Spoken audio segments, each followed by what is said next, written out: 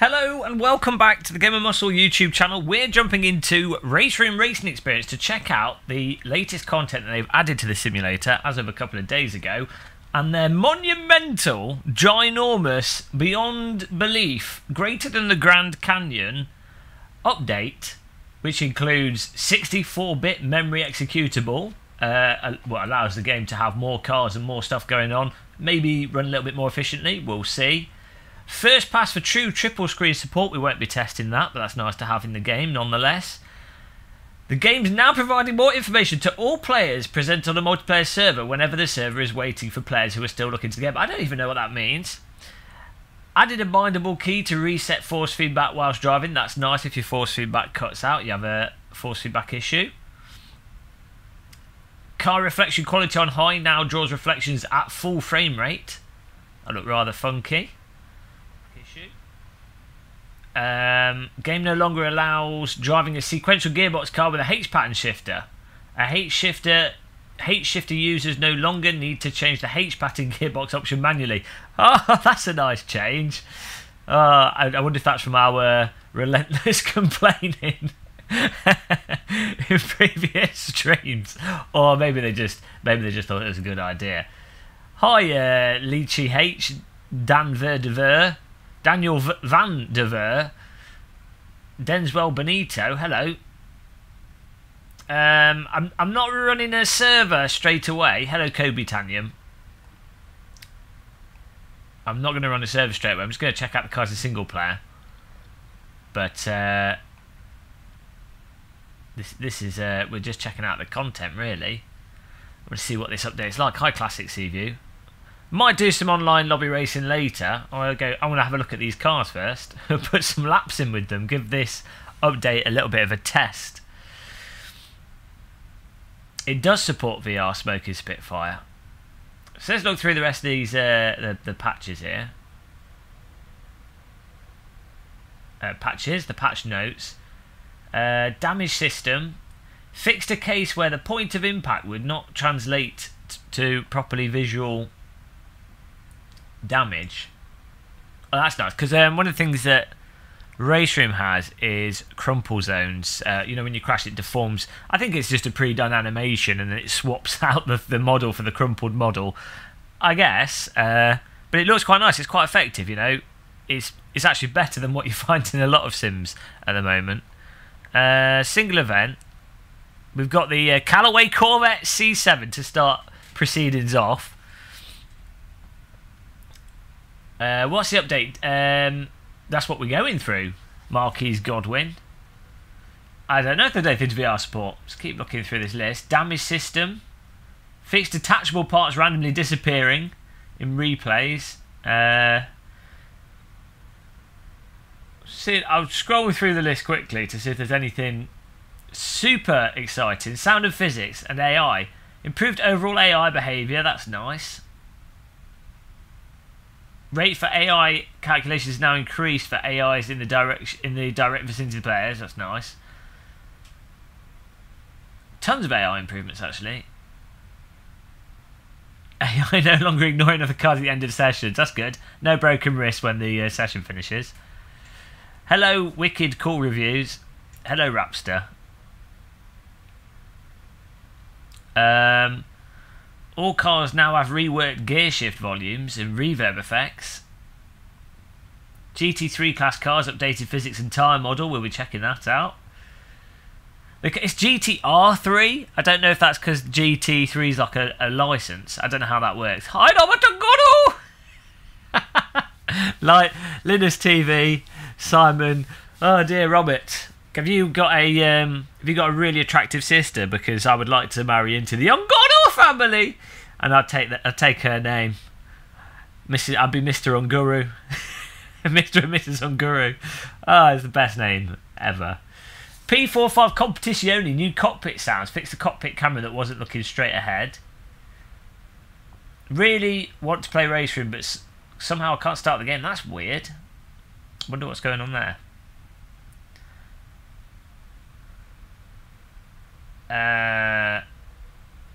Paul Ricard tweaks the track. Well, we don't care about Paul Ricard, do we? It's actually it's an alright circuit, but it drives me crazy. It's like driving on an alien zebra. Laguna Seca, Indianapolis, tweaks to cut track. Oh, so these are all just track cut detection improvements. That's nice. Art. All cars aside from modern DTM now benefit 360-degree steering animation. Whoa! We can do the full 360 hand movement. That might be quite good in VR though. All tracks using hot weather light settings have received light adjustments. Okay. Bentley Continental GT3 moved the data display in the cockpit. They've renovated the cockpit there. Hi Daniel Grinnell. I'm okay. I think the cold is on the sort of last. It's on the way out. Probably still sound, you know, a bit blocked, but we're all right. KTM Crossbow RR can no longer produce visual backfires. Can't no longer produce visual backfires. Maybe I don't know why they'd get rid of that, but Spa-Francorchamps, some optimizations to improve performance. Nice. And then in this latest update, we've got the Audi R8 LMS GT3 and the Callaway Corvette C7 GT3R and the Mercedes AMG GT3. So we're going to start with the Callaway. Callaway. Oh dear. It was developed by the German division of Callaway Competition, based in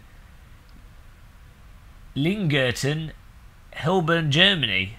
Oldest serving team in the ADAC GT Masters.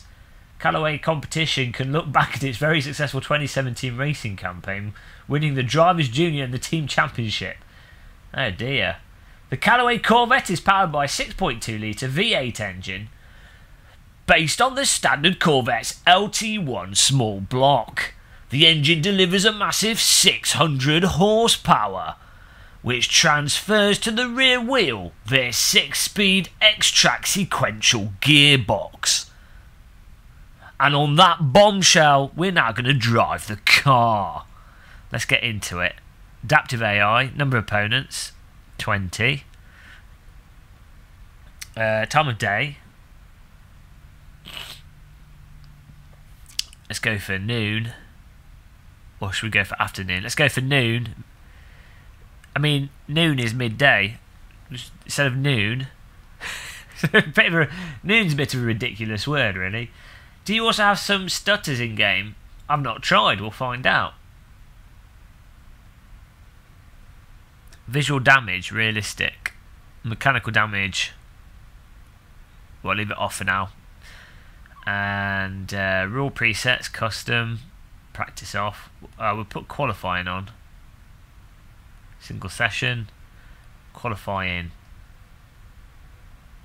Give myself 10 minutes practice. Race length, 10 minutes. See how it goes. Could do 2 races with reverse grid. Nice settings in Race Room. You can test them out for free. They're selling them as a GT3 pack, but you can try all the cars in Race Room for free if you want to give them a go.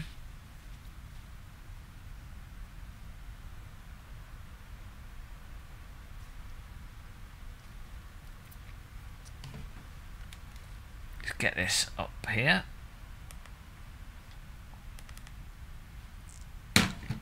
We moved the Streambox monitor over the fat box screen. we did have it on a box over here, but I've managed to get enough space to stick it on top of the case here, which is quite good.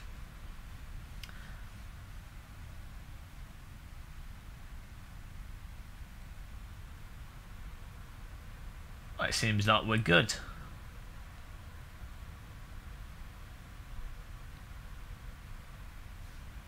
No, that was just what I was on last. We're not going to drive there. Not really my... I think we should try it at Brands Hatch because it's a circuit that I barely know. You know, so there's some tracks that I just haven't driven that much, and you know, Brands Hatch is one of them. No, I might do Nürburgring GP actually. I like that track to test cars. It's a good track. Nice. The Mercedes Arena I find is a really good section for seeing the character of a car, like how how it oversteers, how it understeers, how you can balance it on the throttle. The sort of mid-speed corners and they're slightly off camber as well. Could you do a Project Cars 2? I probably could, but I'm running out of bandwidth. I looked at that business link you sent me, the Virgin Business Internet. It's not that much. Yeah, like I say, the prices aren't that different. But you do, with the home internet, you do get the advantage of, you're getting like a £80 rebate when you first sign up. So sort of factor that in. But yeah, it might make more sense to go for the business one. We'll have a look at it when we come to moving. We'll have a look. I think the main thing with the business internet that you really get is they do the quick repairs and you get priority traffic. So I think that's the main advantage for it.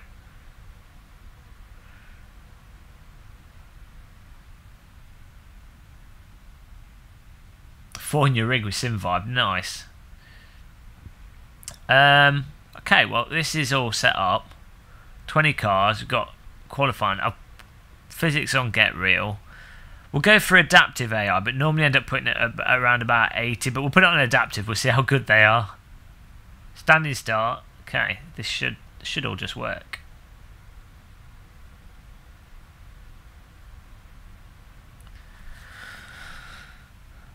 I think with where I am in Kent, they have updated the uploads now. So if you get the highest Virgin package, and it's like 45-50 quid a month, you do get quite a lot of upload. So I'll have to have a look at it. We'll make a decision.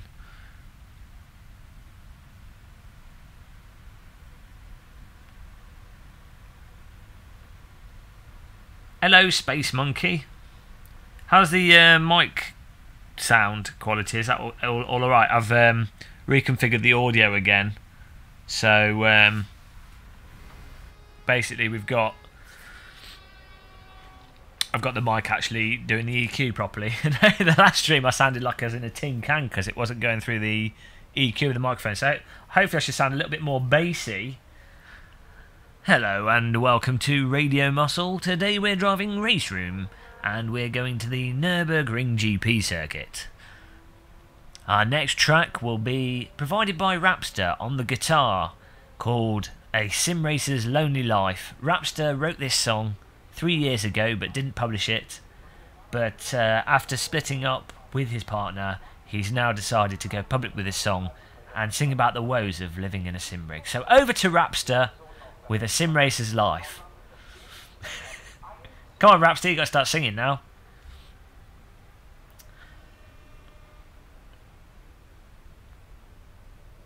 Good morning. I know it's afternoon. Night of red wine, this is your morning. Oh dear. That happens. It does indeed happen. First things first with this car, I'm going to make the steering a bit tighter.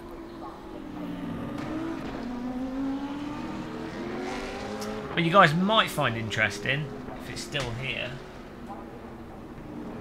No, I've got rid of it. I had to edit the INI file to reduce the standing resistance for the direct drive wheel.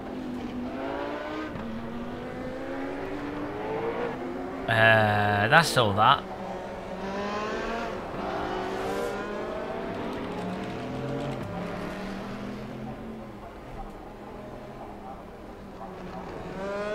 Camera. Oh, there we go. See. Don't know if I've bound different views. Mirror.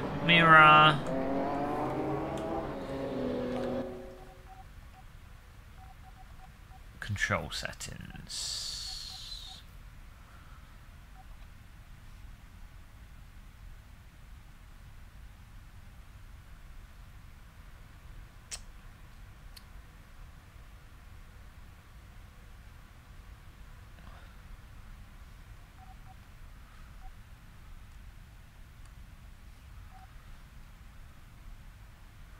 Sim Racer's life is bad, it makes you feel really sad. That's like a pirate song. Yah, ha, tiddly-dee. A Sim Racer's life is bad, it makes you feel really sad. Yah, come on the sea with me. That was my rendition of your song there. You know, tried to sound like a pirate song. Hello, Team Skill. Been driving this sim lately too. It's come a long way. They have done a good job with it, for sure. Okay. I need to find the change camera button. There's so many buttons. Got more buttons than a flight sim in this.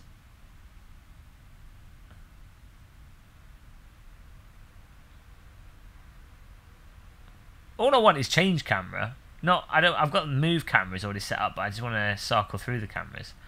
I'm probably going past it here. Toggle bar, toggle free look, toggle to toggle everything here. Start putting on a winter jacket. FFB meter, Fanatec, 0 free look, handbrake, time acceleration, centre track IR, force feedback. There's the seats. Maybe it's in.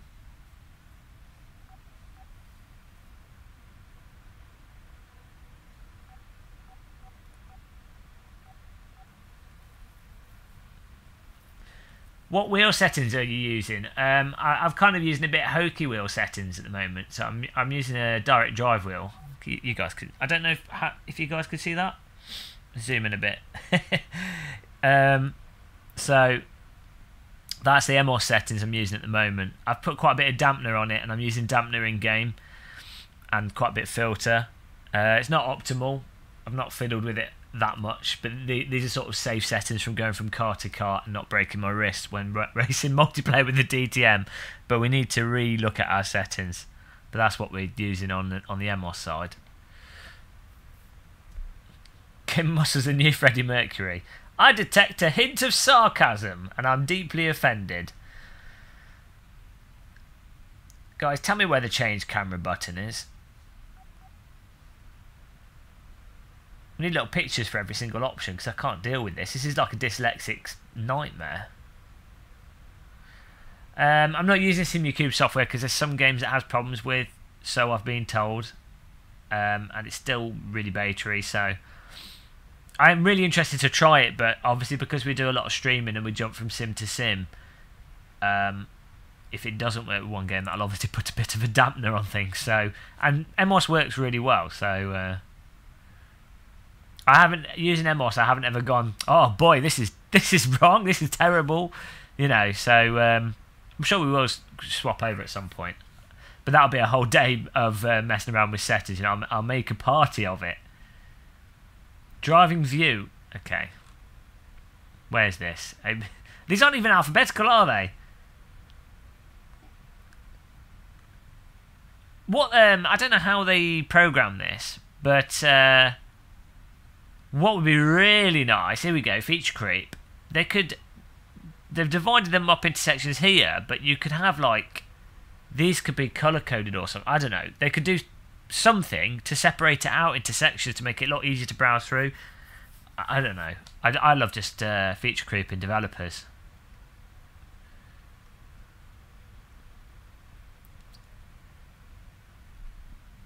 Doesn't help that I'm talking, my brain doesn't work when I'm talking. Might be in primary. Okay, so look. There we go. There it is. It's in primary. I like how they've done the controls in X-Plane 11, because that has more buttons than a bloody nuclear power plant, but you can actually go through them and find the settings quite easily. So it's quite well done. We've got it here. Driving view. Well, I don't know why it says disconnected. Oh, it'll be our old button box. There we go.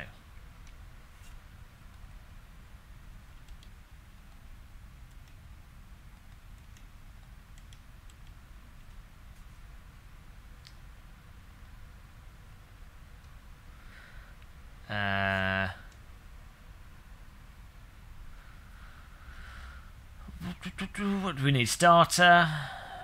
We've got all that set. Okay. Hi BSim. It's Wim from BSim Racing, guys. Check out his website. If you guys don't know, BSim do sim racing news, and they're pretty much the largest sim racing news website at the moment, aside from Reddit, I guess. So check out bsimracing.com if you like. You know, if you're really lazy and you want to. I mean, let's face it, they mostly post naked women on the website, so that's a good reason to sign up to it. But aside from that, if you're really lazy and you just want to get sim racing news, he updates it every day. He's like a little blog master. The guy's just updating sim racing. He's got sim racing news coming through his nose. Doctor, I have a problem. Sim racing news keeps falling out of my fingertips. Which pack to buy for R3E? I don't know. Buy all of it. Try the cars out. Well, actually, I would recommend getting the starter pack, and I would recommend buying tracks. That's what I would do. Whatever is the cheapest way to get the tracks. Starter pack, get tracks, and then what I'd do is look for track pack offers or look for individual cars you happen to like, because you can test all the cars out for free in Race Room. So, and the AI in the offline racing is quite good, to be honest. It's a good, actually, Race Room I'd say is probably one of the better sims if you're into your single player racing. You know, if that's what you're into. It's got a lot of options there. It runs well. Right, I think we're just dawdling now on this menu. This is what happens when I talk, guys. I just tell you, the brain just shuts off. No position bar. Let's put the position bar on.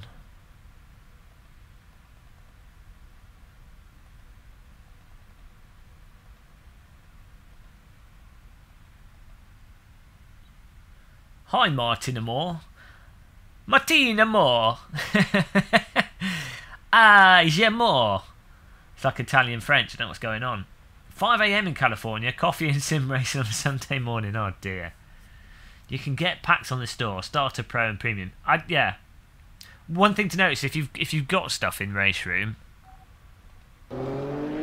and you then get like a. You know, you don't have to. If you buy a pack that's already got stuff in it, it's reduced. That's what I'm trying to get to. Alright, so we've only got the one cockpit view. Come on, Sector 3, give us another cockpit view. Have a dash view, because that's really handy for people on single screens. See. Oh, hang on. First of all, let's admire the 360-degree.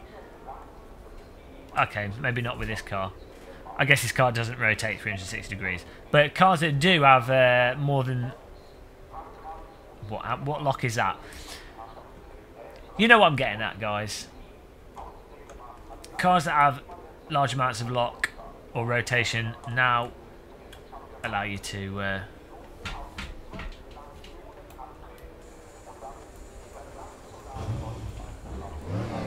visually rotate. I just cycle through it. I don't see the dash view. We've got a bonnet view. Can't move the cam on that. We've got a floor view. Can't move the cam on that. We've got an external view. So I've just moved the camera forwards. That does the trick. Yeah, buy VRP from the Race Room store if you're going to get Race Room content.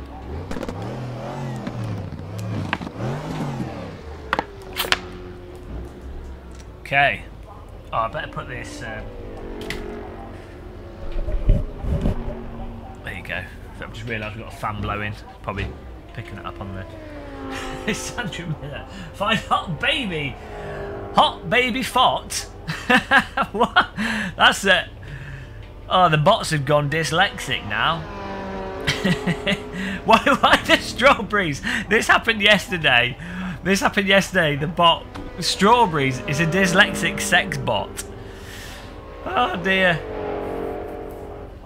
It's probably written by someone that doesn't pay attention.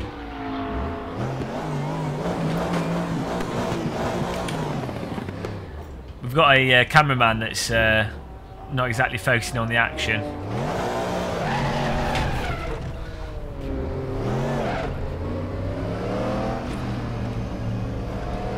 Did I turn the steering lock the wrong way? We'll see. Might need to turn the force feedback down. A little bit.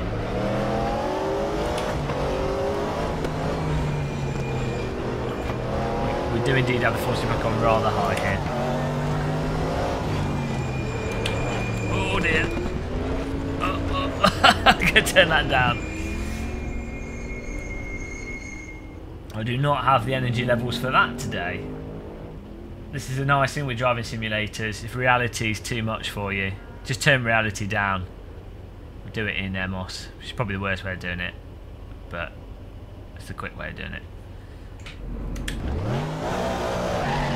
Although actually, in Race Room, for some reason, you have to go back to the pit sometimes for it to apply, which is weird. Seeing as MOS is totally separate. Let's give that a go.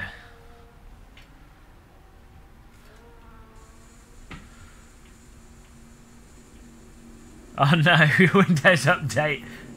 Let's start the car. Oh, wrong button. You actually have to start your car in this. I think you can have it automatically do it.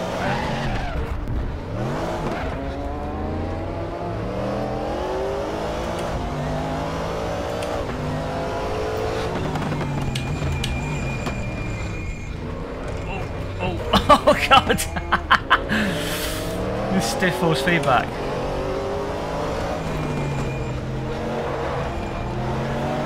That's a bit better.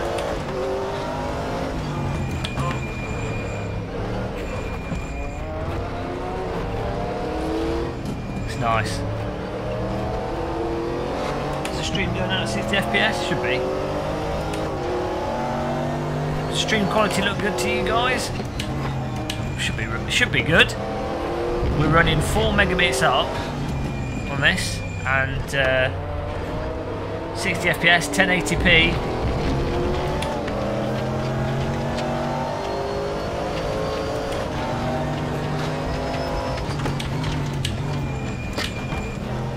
Oh yeah, I forgot Tom got a new computer. What did you get in the end, Tom? Did you get an Intel or AMD?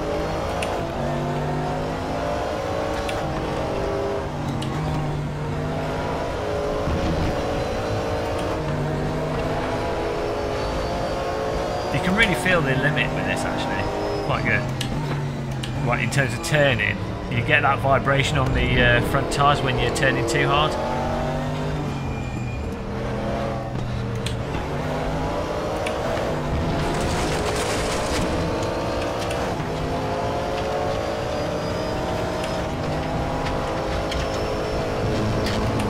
Nice one, Tom. Get it in the Black Friday sales. I'd say this car steering lock is a bit underwhelming. It doesn't turn in. I'm having to turn the wheel quite a lot. Maybe I turned it the wrong way. Tyre scrub feels good. Everyone likes a bit of scrub. Hi Sebastian.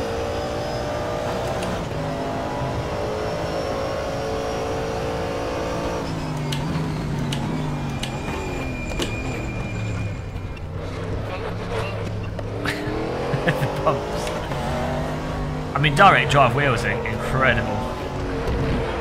I get haggled in my comments whenever I go on that direct drive wheel, so I try not to.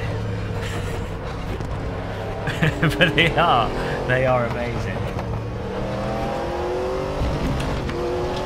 Jamil Kohondo Gandor the Great. Welcome. Awesome surname. You and Robert Nguru. It's a shame you don't get to choose your surname. Could all have crazy surnames.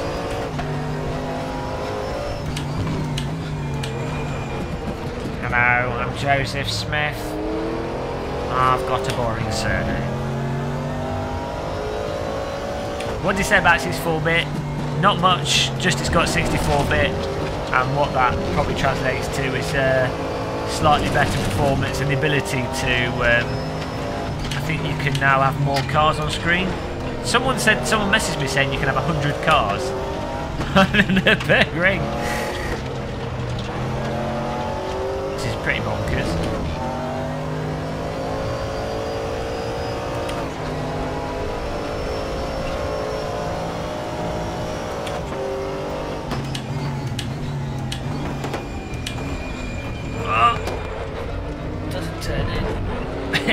his chicane of death.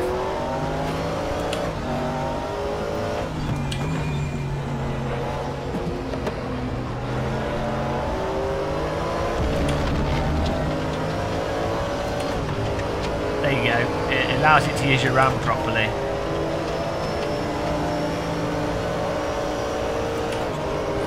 See, with the AI and adaptive, presumably it should hot itself up in a minute. Or we'll just have to turn the AI up to like... It's normally around about 85 to 95 for me and my level of skill.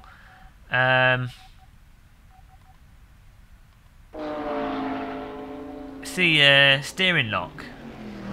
20 is the maximum. Normally higher. It'd be nice actually if it had a ratio. But normally higher is more sensitive. I mean, I guess maybe this car just doesn't have a high steering lock in reality. Some cars, I don't know if it's the sim or the actual car settings is why it'd be nice if it had a ratio, because you know, that translates across everything rather than it maybe being some arbitrary game setting. High project racing, but with some cars in race room, from my memory, they got up to like 32. So I guess this car just doesn't like to be turned. No tyre pressure equals Simcade. Oh dear.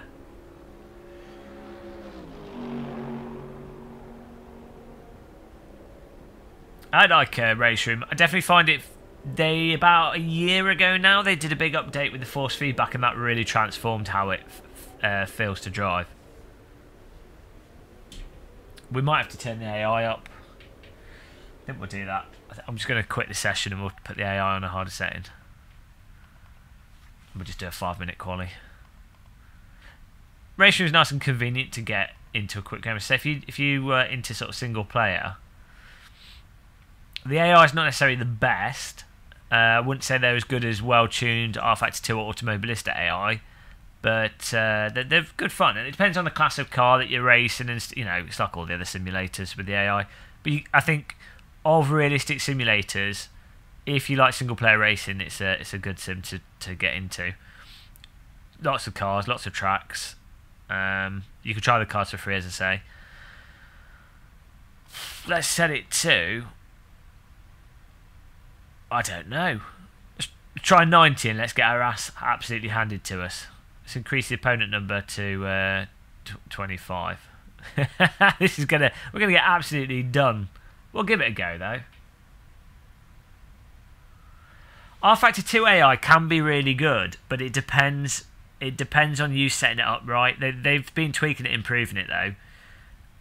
Sometimes R-Factor 2 AI is amazing, and you put them on certain tracks and they're just totally broken. So that tends to be with all the simulators as well though. So I think what I like with Race Room, what I think Race Room does well is across the board, on balance, if you were to like average everything out, on balance it does everything very well. I wouldn't say it does. The force feedback's probably in the superb category. The force feedback's higher in a high category. Netcode's quite nice at times, but most of it is just, you know, it's just very polished. I think that's what I'm trying to get. That's what I'm trying to say.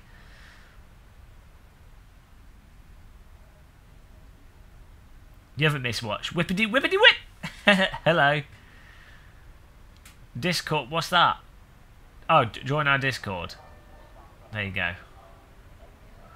You can. The nice thing. I mean, I still think AC has better force feedback than Race Room in general with a direct drive wheel.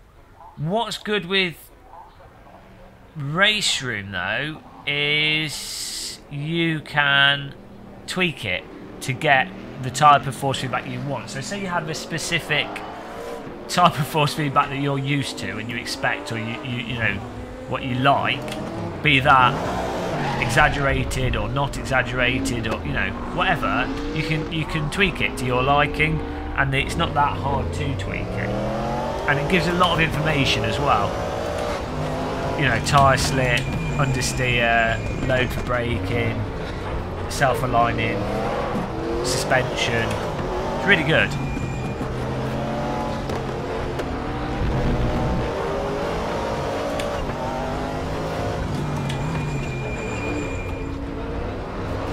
I really liked race room on the G25 when I had that as well, actually, and the T300.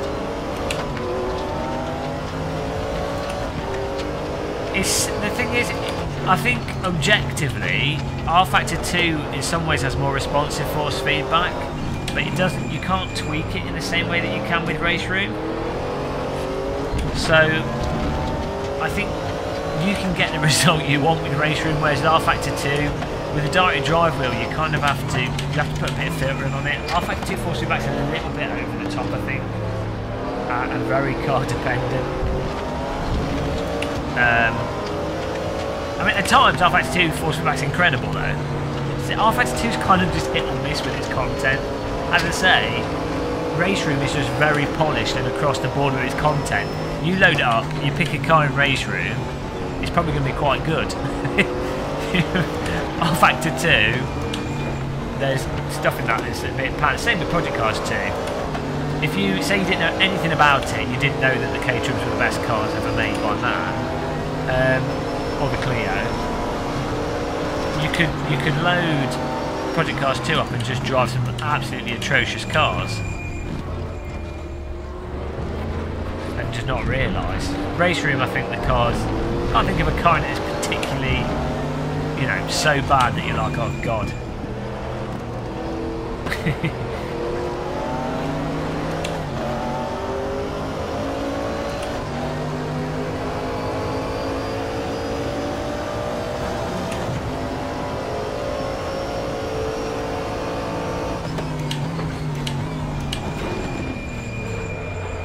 Turn the tyre skid sound up a bit.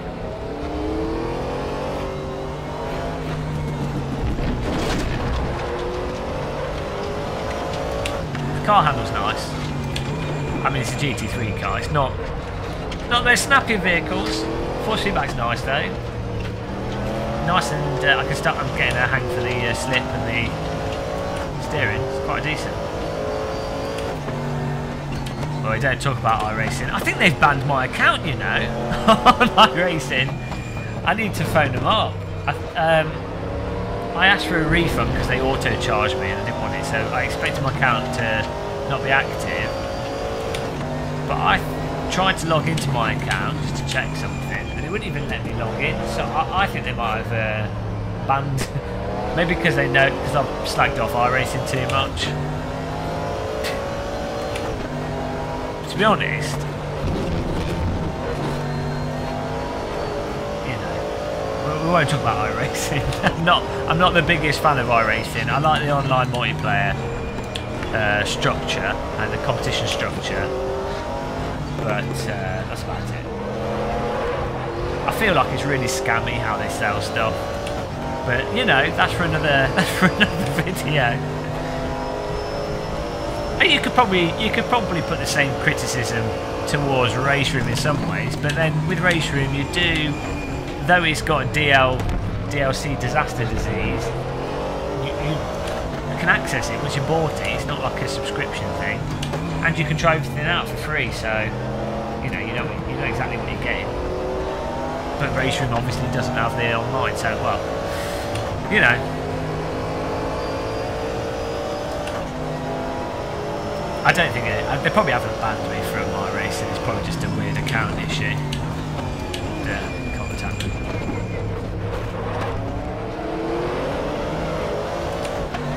This is nice. This car seems to be driving itself nicely.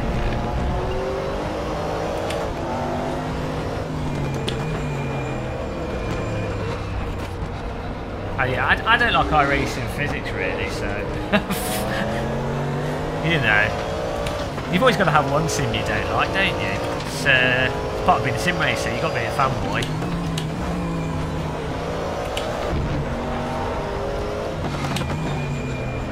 I like how on the dash of this car it says GT3R, just in case you forget. This is the perfect car for dyslexics. What am I driving again? Huh? Oh, GT3R. Awesome.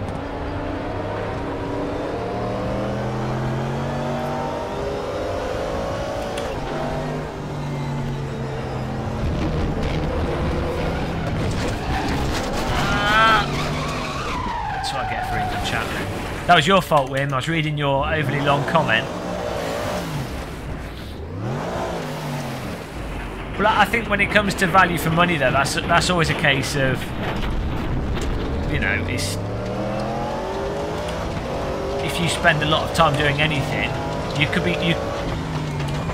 something could be excruciatingly expensive, but if it happens to be something you end up doing a lot of, then it'll be value for money for you. So it's not really a commentary on what is and isn't value for money. I mean, some people, you know, I don't know, some people spend like £4,500 on a crazy fishing rod, and it's like, well, that's not that much better than a bog standard fishing rod, and they're not even a professional, you know, they're not doing it for sport or anything, and then maybe their skill level doesn't even justify it. But if they go fishing, they go fishing every week, and they're going to use that fishing rod for 10 years, and they enjoy it, then obviously for them it might still be good value for money. But it's not really a commentary on if that fishing rod is actually good value for money or not, if that makes sense. But yeah, I definitely think the people that get value for money out of iRacing are people that just play iRacing, or mostly play iRacing, and get off on the competitive adrenaline rush. I think that's what it really delivers. Hello, do you have good SimCube and in-game? I'm using Emos Aritan Mia. I'm using Emos for this at the moment. Because, I don't know if you heard it earlier, but SimCube doesn't seem to work with every single game, and because we do a lot of streaming and I jump from game to game, Emos is like, it's a safer option until the SimCube is for sure working with everything.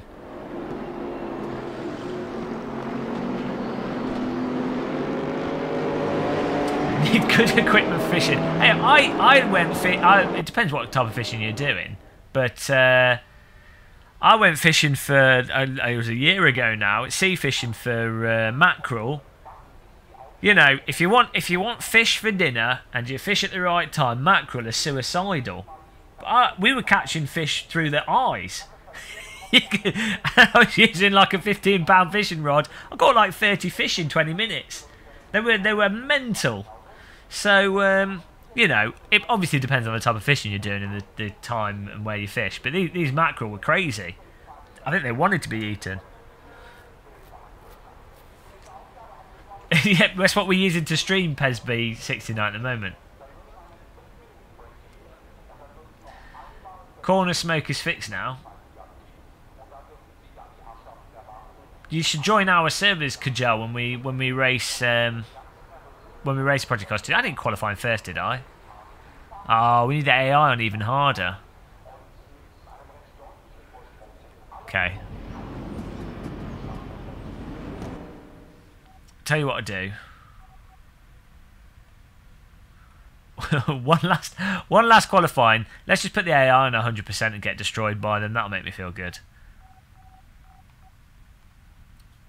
So no, I mean, I wasn't even concentrating there. So why are they so easy on here? Maybe they might have readjusted the AI from last time. I'll put them on 100. I'm gonna get absolutely destroyed by them, aren't I?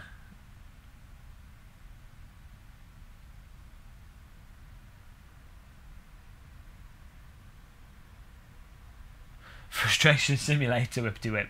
It seems to work all right for us most of the time, though, with what we do at Project Cars 2. But yeah, there are lots of bugs in it. I guess you kind of have to approach each sim as like it is what it is at this point in time, and you just have to hope that you get updates and content and things that you like. But you always just have to. I wouldn't hope for anything from any of them. You just have to see what have you got right now, what's available to you at this point in time, and does that titillate you, and then just go with that. The moment you start thinking, oh, it'd be nice if this sim had this, or this force feedback would be better if it did this. As soon as you start getting into that mindset, you'll have a mental breakdown.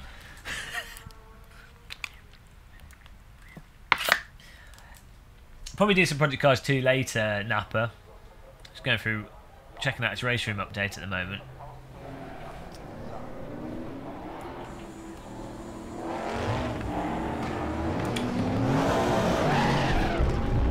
Check the physics on Project Cars 2. Take a powerful old car without aerodynamics, go straight. I don't know. I quite like how some of the cars like that. That's the same Project Cars 2. Depends on the cars. I really like the Clio car. I really like the Caterham. I mean, personally, I'm not using these sims to train to drive on a real circuit. All I care about is, from a gameplay perspective, is the car vaguely realistic in the sense that, you know, does a GT3 car handle like a GT3 car, Formula car, you know, whatever, in a vague sense. But the main thing is more, is the force feedback good, and can I sort of drive the car on the limit, and does the sim encourage me to try and drive the car on the limit? And that's where I get my enjoyment from, is, you know, trying to drive the track as fast as possible whilst trying to balance the car on the limit. And the thing is, fundamentally, driving simulators are not like real driving in the slightest. So if you... Jesus Christ! Just being titwinkled by the AI there, 100%. 100%, and they've turned into Jack the Ripper. Watch out for that.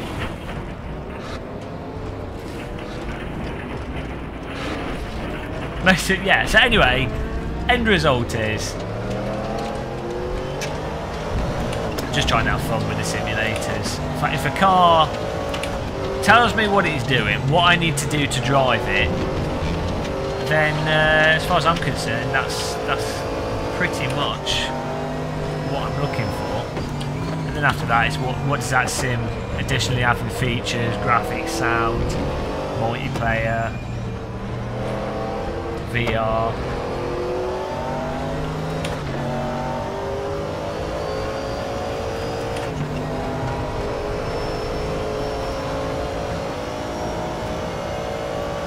Race Room definitely does have good sound.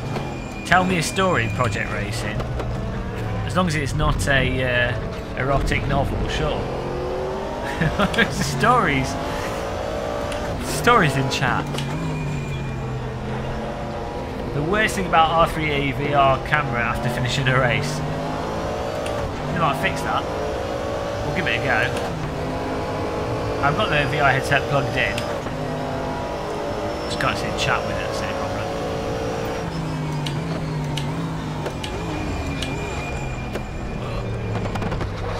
Nice backfire sounds.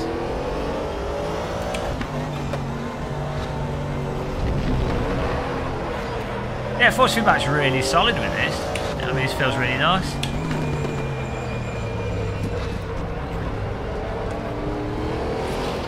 I think Race Room definitely feels a lot more concise than it used to in the past.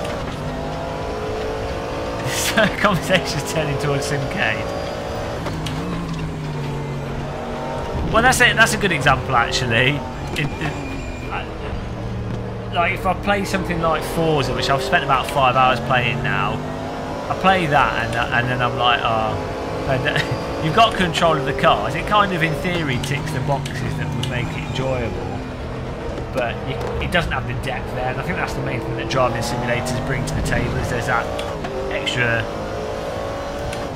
complexity and depth that you get from it being a sim.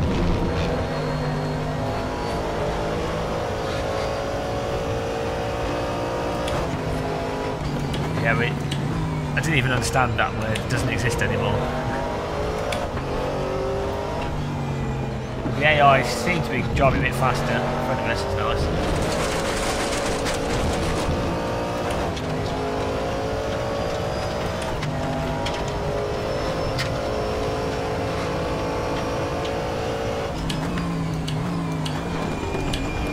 VR and triples are kind of incomparable. They're two totally different things.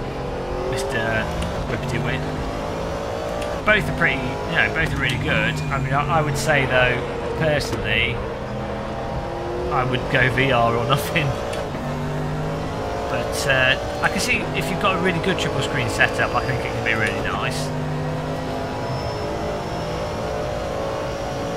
So I was saying this yesterday about triple screens. I think triple screens are a good solution if you have a rig set up in your house and it's sort of right in the corner of your room and it's there and done. Well, like say you had like one of those sim centres. and you have a dedicated computer for it, or say you just have triple screen on your desk and you stick your wheel on your desk. Triple screen is good in that situation,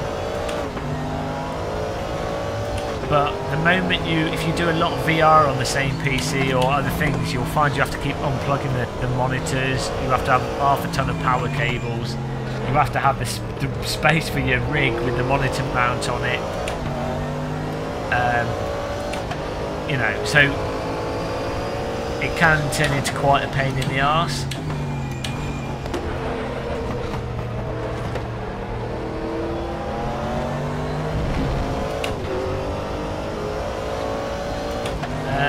Yeah, on this I can feel pretty much all the forces going on. When I turn in, it's got a resistance there to that, and then as the tyres rotate over their amount of grip, you get a sort of shaking through the force feedback, like an understeer type slip effect. So you know if you're turning too much, like you're turning the wheels too much for their usable grip on the front end, which is really quite handy. That's often quite lacking in Sims. So the force feedback effects in Race Room are really quite good for telling you what the car's conveying, how the car wants to be driven.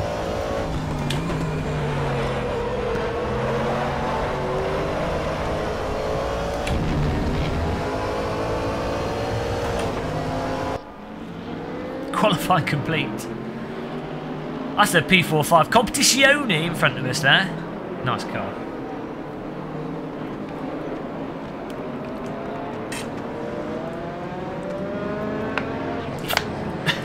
Controller man Dan. I need a cup of tea, guys. I'm gagging.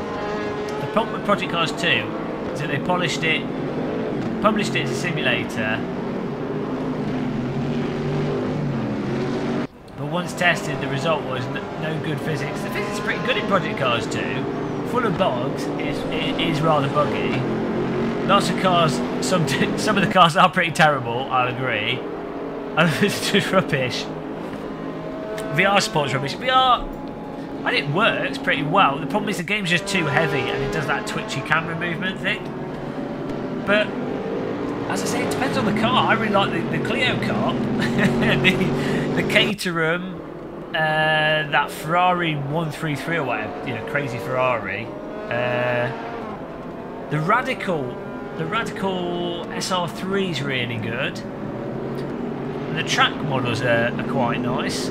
So, you know, you just have to look at the features that it offers you and the cars that are good, and then see if that's worthwhile for you.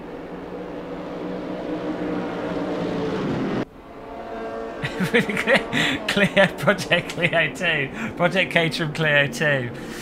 I mean, you know, the developer. I did tell the developers they didn't need any other cars. They didn't listen to me. It does have too much cars, probably. But, you know. Oh dear. I'm probably biased there. I got given a press copy of it, so maybe if I bought it I'd be bitter. But we've streamed it a lot and I do enjoy playing it, so... as you guys know, I don't play stuff on my channel that I don't enjoy. So, I think it's entertaining, it's really good fun. It's got enough depth there. There's not really much more to say, really. Let's go for the race. Where do we qualify? I'm totally lost myself here. 8th place, there we go. That's a bit better. 100% AI.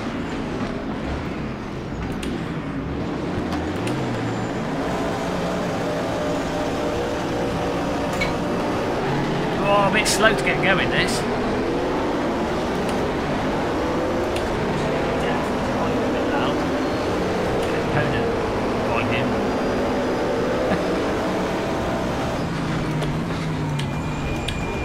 Find the gap. It's alright, they're AI.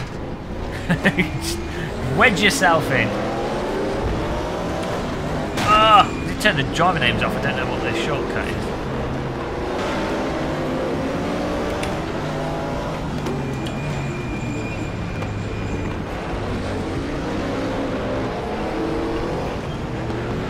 This car feels great. Really, really solid.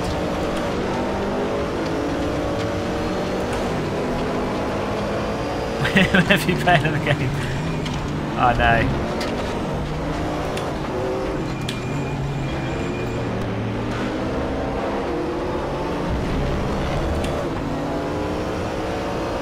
Typical Nürburgring start. The AI, you've got to give them a little tap on the back. As I say, the driving sims give you an opportunity to do some physical damage to AI before they're so intelligent that they've took over the world. Oh, come on, full power up through the Schumacher S's. Took that at a good pace. Oh, around the outside. It's not happening. The AI is pretty good here. He didn't just back off. I'm sure if you're a fast driver there, you destroy them.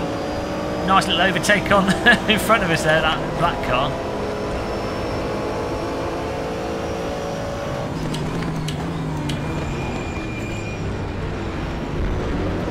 Watch out for the sausage.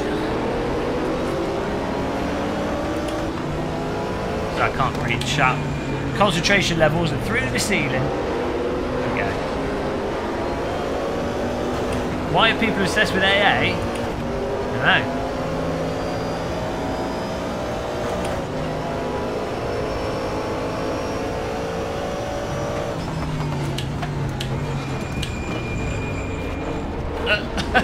Bouncing over that.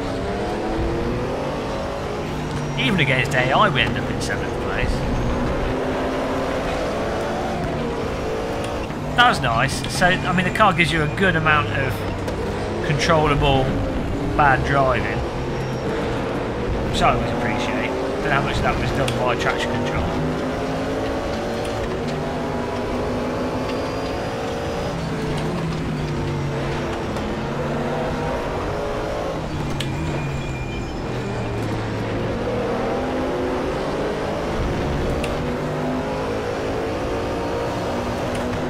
I don't have any damage on there, Steffi. They did, apparently they have updated it. I think it's just a visual change. Milk that throttle. There we go. AI slow through here, so see if we can capitalise on that.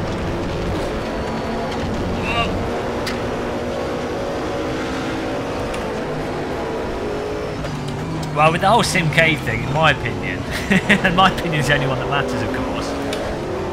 To me, it's like a game is either a simulator, and either a good or bad simulator, and also a game, and or it's an arcade game, and either a good or bad game.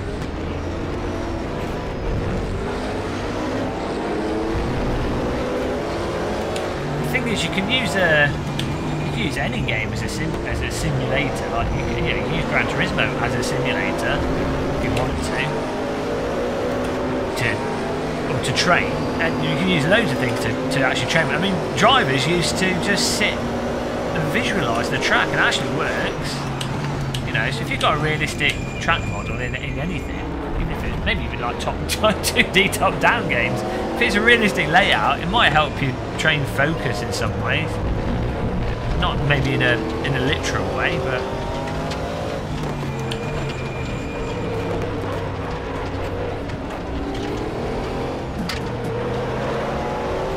I don't think it really matters either way, does it? In the end, it always comes down to is a given game fun to play? Is it fun? What features does it have, and is it fun or not for what you want? And of course, it's vital for driving simulators not to be fun. That's the first thing.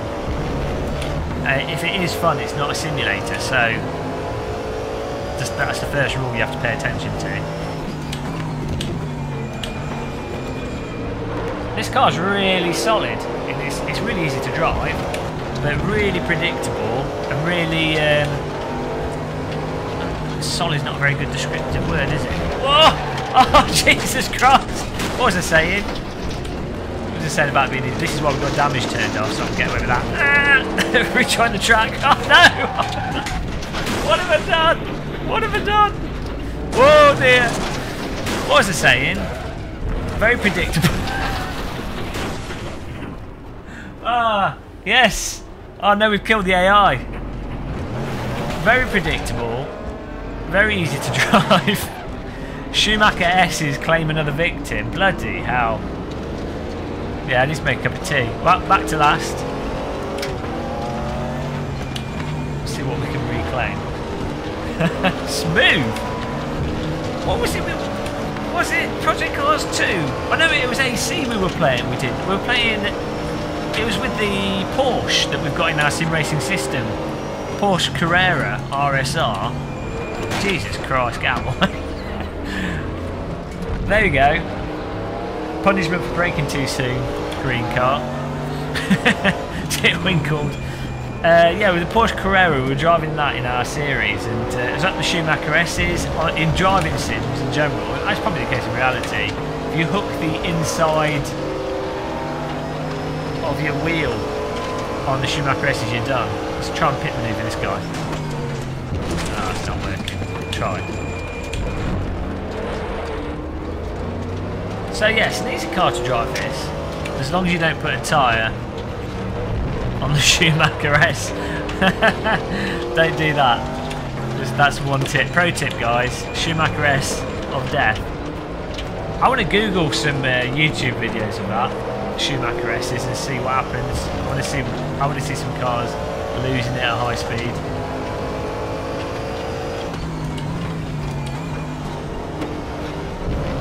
Just right into pitting.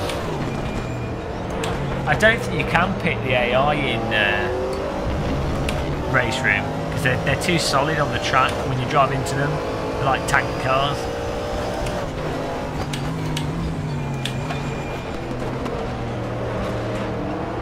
Let's avoid that Schumacher S inside curve of death. Bloody hell, it was a bit harsh. So if you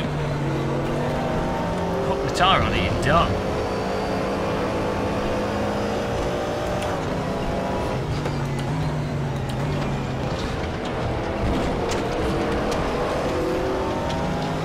So there's definitely a point of no return with the oversteer with this car. It's not 100% forgiving.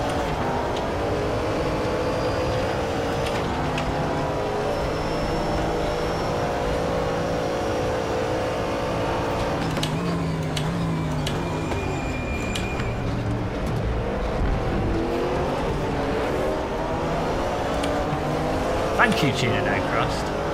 It is AI at the back of the grid though, so they're going a bit slow. Can't congratulate ourselves too much, there we go. Let's try and pit manoeuvre him. Oh, there's that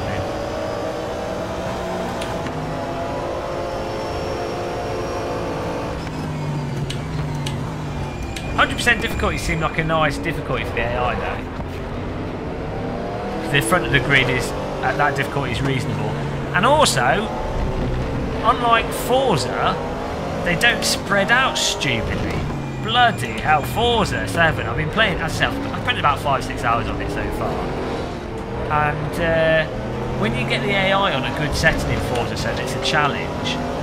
What you end up with is all the grid, bar the top 3, are still too slow, and you have to overtake them all at the start of the race because they're slow through T1. And then you basically have to fight to try and beat 1, 2 and 3. The AI in Forza is utterly broken, especially for the type of game that it is. I don't even understand. I guess maybe people are playing it on a lot lower AI settings, and so they just expect to breeze past the AI. They don't actually want the challenge. Maybe that's what it is, so they don't notice. But it is strange because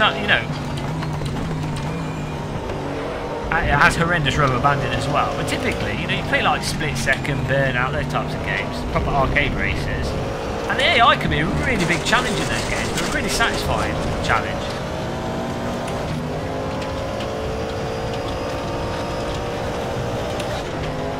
Opened a can of worms. Yeah, well, I mean, that's it. Oh, Jesus, he's getting revenge on us. What? Come on. Whoever programmed this AI is programmed them to be murderous. Ah! Can't. Force me back a bit overactive. Put a bit more dampening on that. Oh dear. Total murder there. Who was that? Henkeler. He was the guy that tipped Wooders in that previous one. I'm going to try another track. Let's try the other GT car. I'm going to up the dampening in game a touch. That's pretty good fun. It's a good car. I mean, it's if you like GT3 cars, that's a pretty solid GT3 car. Oh, how do I get rid of this message?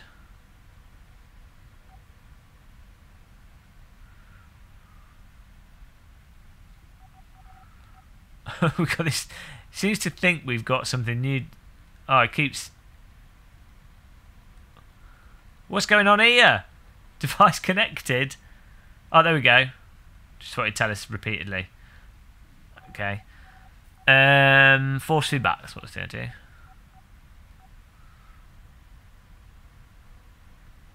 Yeah, I think Project Cars 2. Then, like you say, it's hard to tell on the brakes.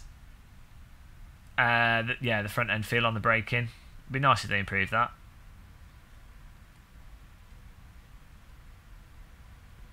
Probably don't need the smoothing on that. I'll put it on 30.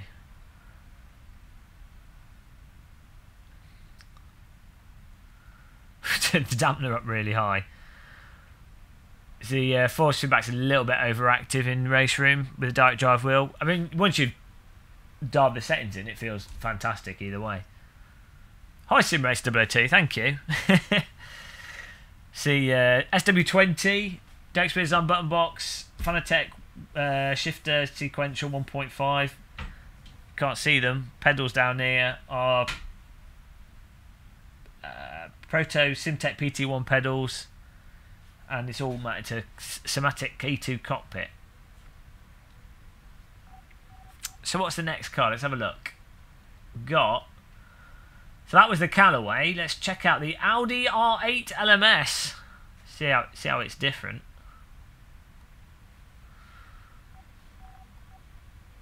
Oh, actually, first I need to turn off the driver names on the top of the cars.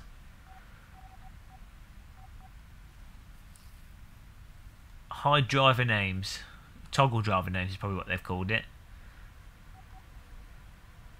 There we go. Let's use this button.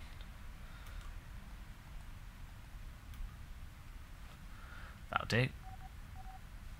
Oh. That'll do as well.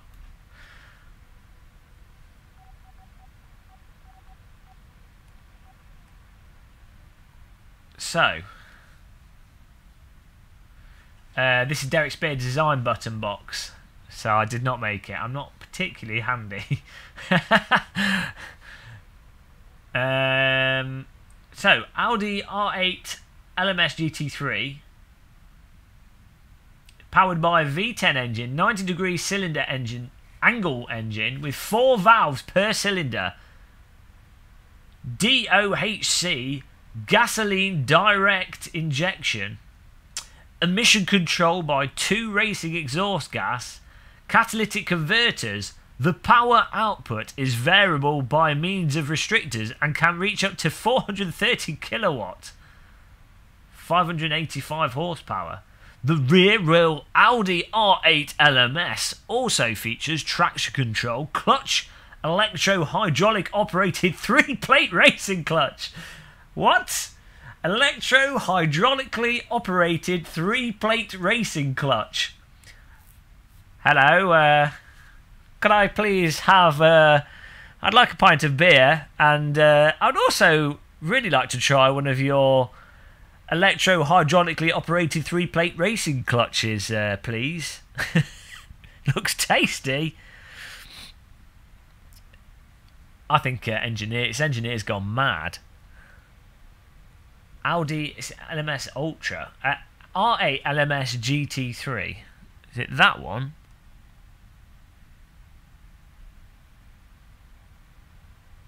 Is it this one? It's too many Audis. I think it's this one. Audi R8 LMS. Oh, do we go for the Ultra or the LMS?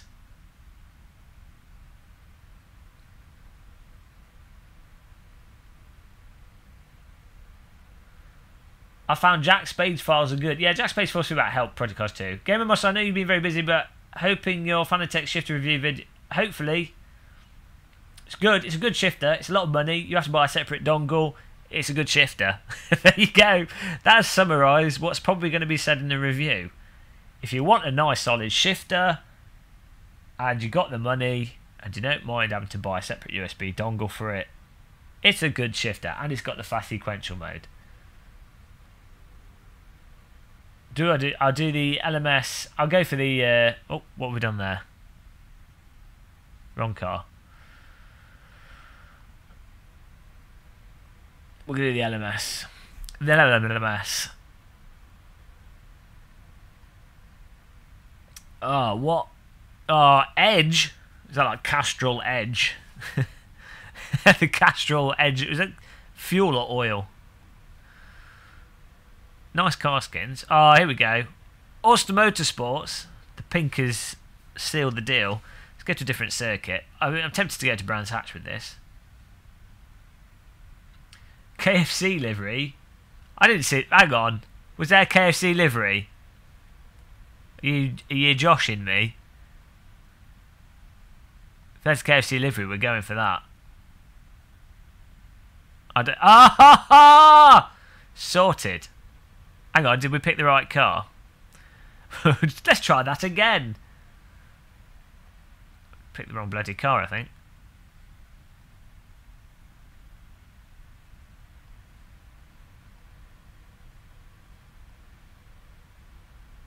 Yeah, okay, I think it's this one. KFC, done. KFC's rubbish now, allegedly. In my opinion, I have to say that, otherwise you get sued in the UK. It used to be really good. It used to be nice, crispy, succulent chicken. It's just gone downhill. Zandvoort's too windy. I won't be able to read the chat room. Silverstone would be good. Have we got Silverstone there? I think we do.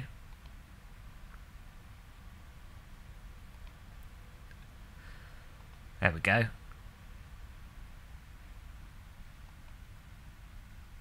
Let's put the opponent number up. Why not? Let's go for 40 cars. It's insanity. Time of day, noon. Kidney stone, oh no. I just remembered another thing Project Cars 2 should do. Get custom liveries to show for everyone. Sucks doing a race with a bunch of white cars. That would be nice.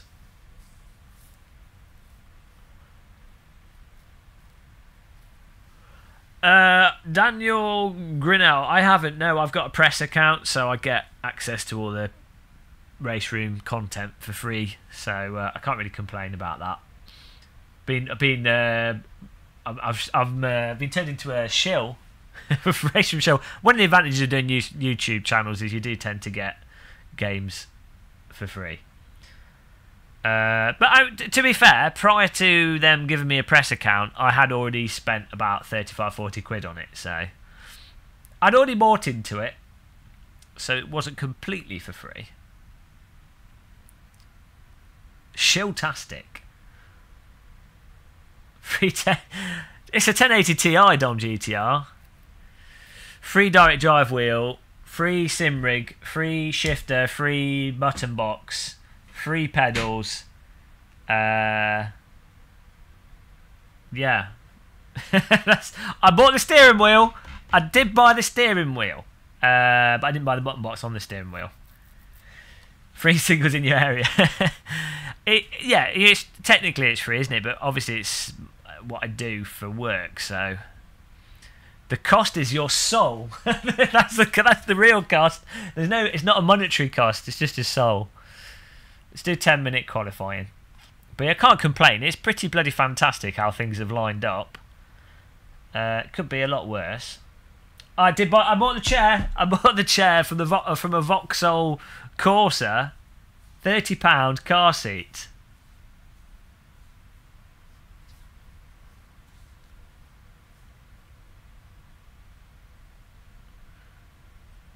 Okay, well, I hope I'm entertaining. Try. Some would disagree, but I do try. Hopefully we can increase the entertainment values. Soul and the kidney.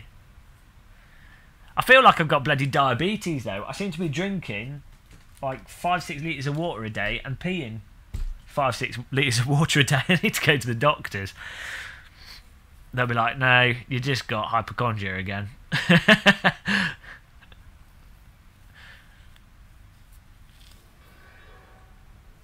Top Vauxhall quality. It's comfy. How do you get free stuff? Just make lots of videos and do it for spend far too much of your life doing it. So don't do that. It's better off having it.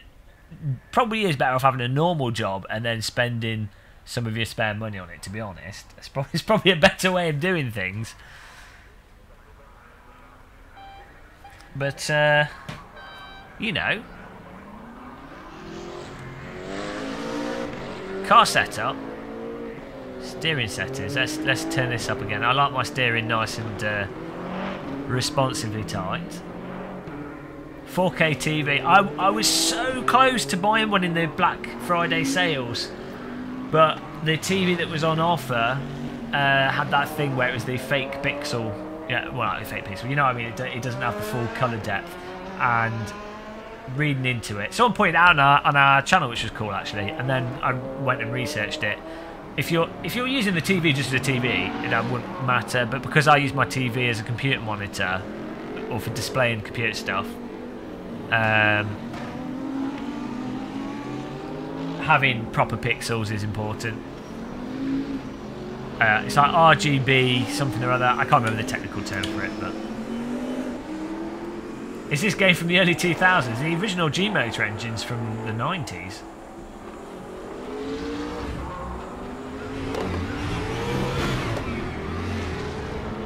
Don't give in to capitalism.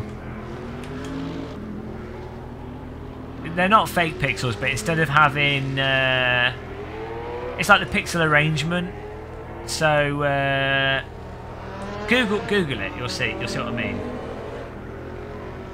Yeah. Virtual pixels. I can't explain it. There's a really good website that explains it, but basically, no, it's not even pentile. It's another thing again. It's yet another type of pixel arrangement. RGBW. There you go. What happens is though, the problem with it is if say you had text on your screen that's pixel sized or small. If the screen is red and the text is black, the text gets like mixed up in the red, or if the text is green, you know, there's certain scenarios where you can't see the text clearly if it's very small. So for watching films and stuff or TV, it's not a problem. It's actually a good innovation for reducing cost. But if you're using it if you're using the screen as a computer monitor, it would be really annoying.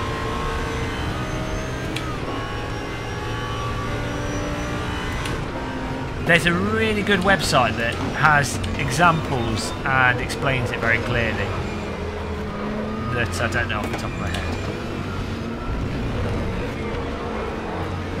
I guess if you Google 4K pixel arrangement, you'll find it. But it's pretty cool. You can get a really nice LED 4K TV for £350 if you're looking for a TV for your sitting room. It'd be perfectly fine. But as a computer monitor, not so much.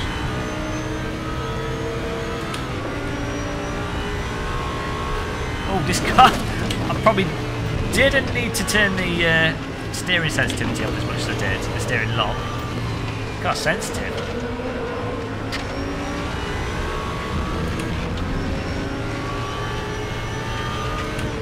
How can you see the difference on a website?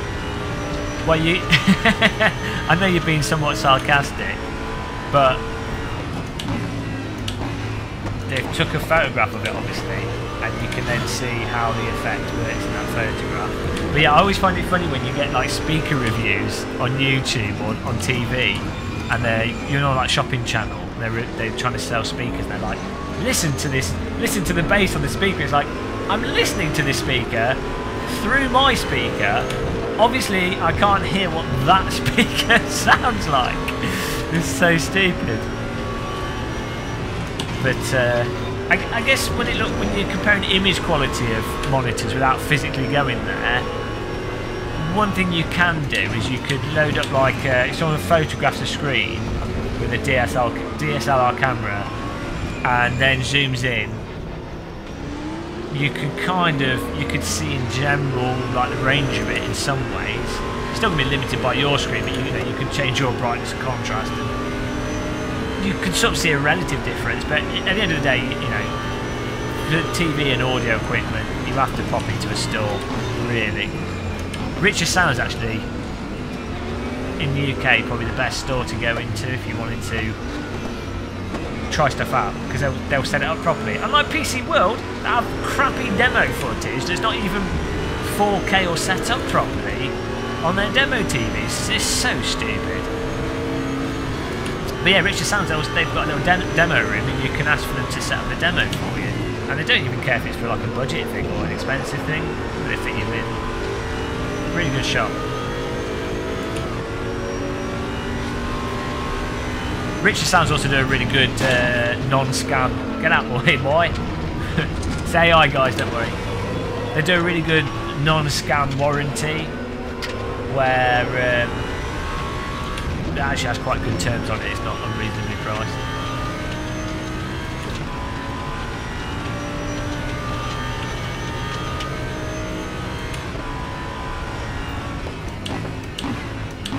Yeah, I'm worried about OLED TVs for gaming though, because they do have burn-in issues like the old plasma TVs used to, but you do get amazing contrast from them.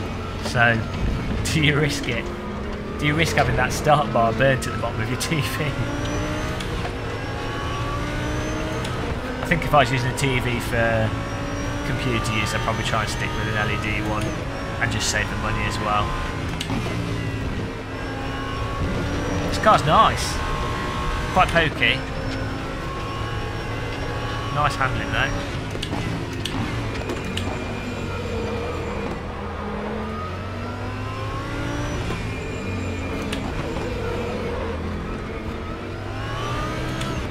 I need to try out some HDR demos.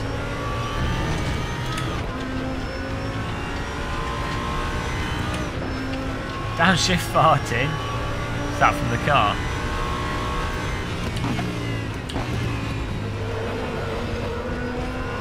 Well, not much lift off oversteer, but obviously that's the kind of thing you get from setup. Sounds nice as well. HDR VR, yeah, that'd be pretty awesome. And the thing is, because the VR headset is obviously on, blocked out all external light, the contrast should be even better than a TV.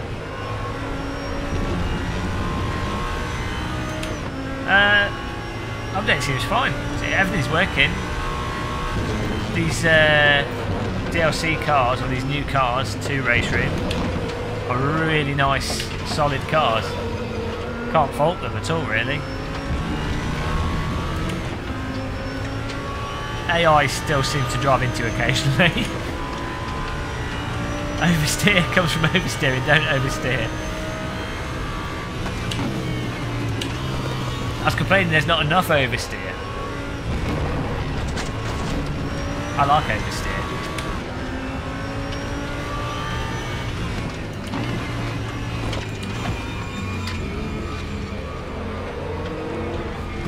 Yeah, I find with HDR often, in the past, HDR is often done in a way where you notice there's HDR, which kind of like, if HDR is done properly and really well, it's the kind of thing where you shouldn't notice it.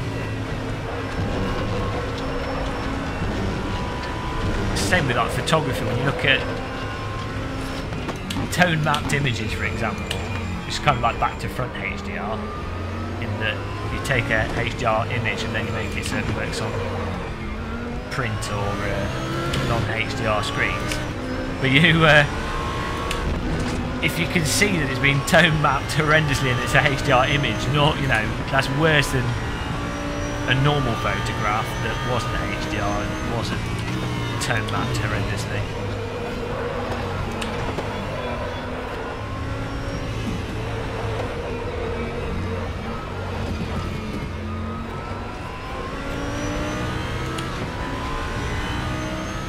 Oh, shitty HDR.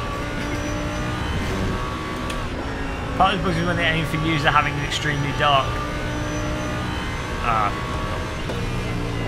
That is too long of a message to read. That's understood there. Too fast there.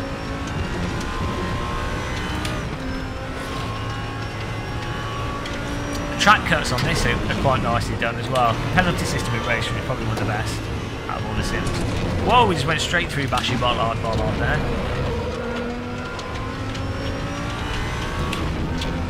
We're going to start in 38. Whoops.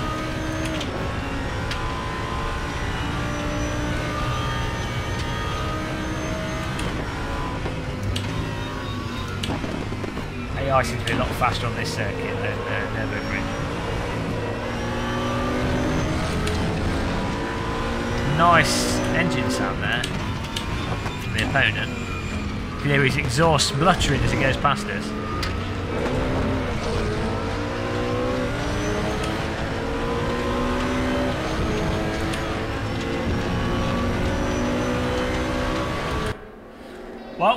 Well, what wasn't the best of qualifiers? I don't get a wobble, no. There's no wobble in the centre position here. I think the Grand Tour does a great job exhibiting it done right and wrong. Their shots in the tent are horrible. They look dark and bland. Some of the outdoor shots, cars are great.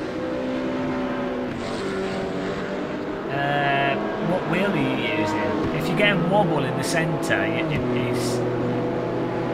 it's hard to say actually. Sometimes it's a case, with consumer wheels you kind of want to avoid dampening at all costs, but sometimes a dead zone can help, sometimes a bit of dampening, but it's hard to say because it's very easy to lose detail by putting dampening on a consumer wheel. You generally want to avoid it.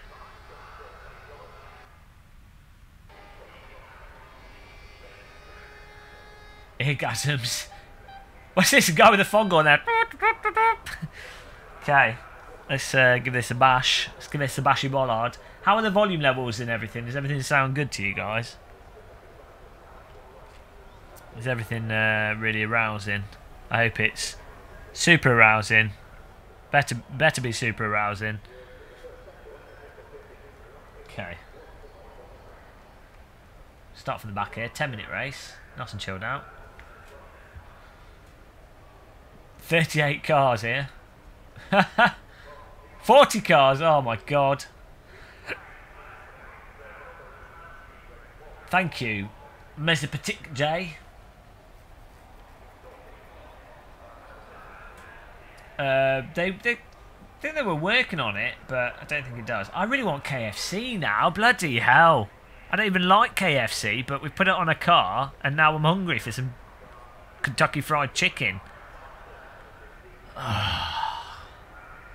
Don't even like it. This is the problem with food. This is why they always advertise it all over the place, because you see it, you can't hold yourself back. Hello, One Bad VR4.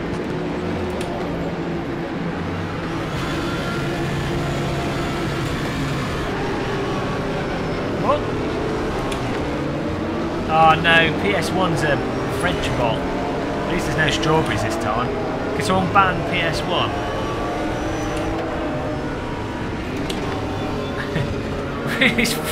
Bots with strawberries. Isn't it weird that the AI, and I know I'm sort of destroying the bit because we're in the back of it to start the race, but the AI in Race Room are better than the AI in Forza. And Forza is like a AAA game that's been going on for God knows how long, with insane budgets. You'd think that they would have good AI. You know, they're not exactly under the same constraints as a Sector 3, a pretty small developer. It's started being in a traffic jam on the motorway here. Work our way through.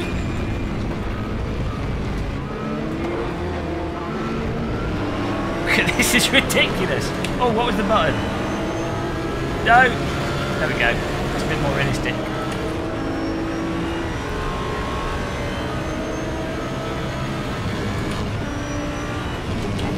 They normally take about a lap and a half to chill out in race room. Look at all these cars.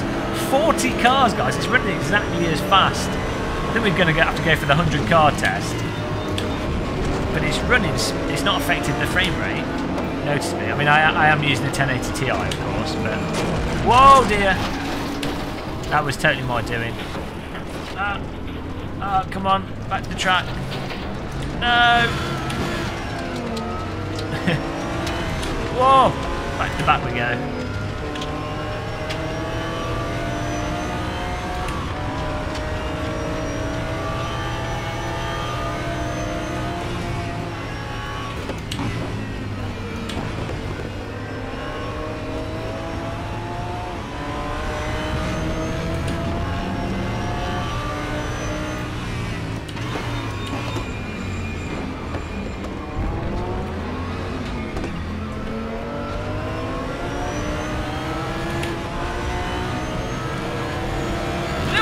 A bit wide out of that. I think I need to chill the force feedback out of touch here. It's a little bit overactive with this direct drive wheel. We've got the dampener on 70%, but it doesn't seem to be. Doesn't feel like it's going through. It's like it's ignoring the force feedback settings there. Do it in MOS. This is, I mean, this is quite a lot of dampening, but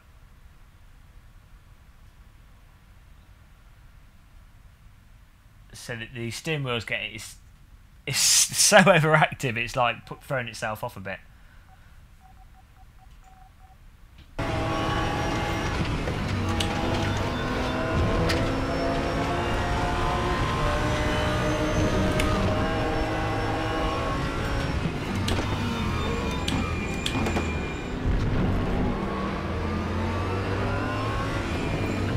Fiddle with the settings a bit, I think.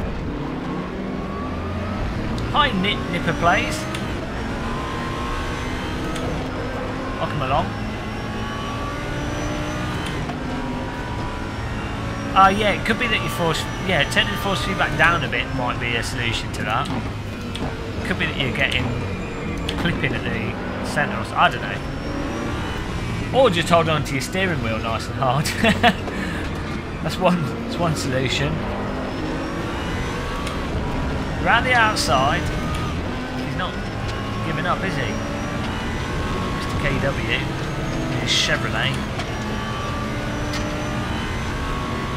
That's what it is.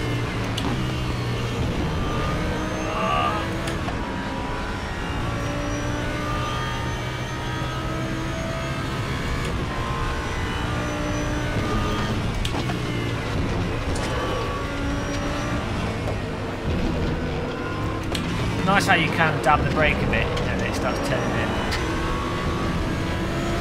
Good flow to this car. Would have been alright if I didn't have a bit of an accident.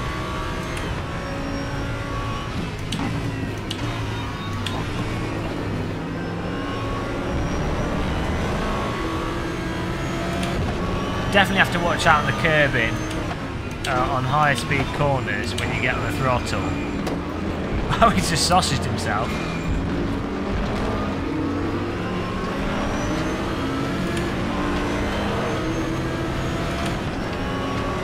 Hello, RC Finn.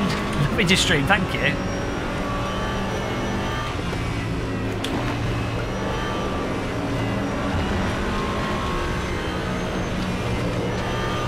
Welcome along to the chat room as well. Quite a few lurkers. Oh no, I thought he was going to go up the inside, so I went wide and that didn't work out.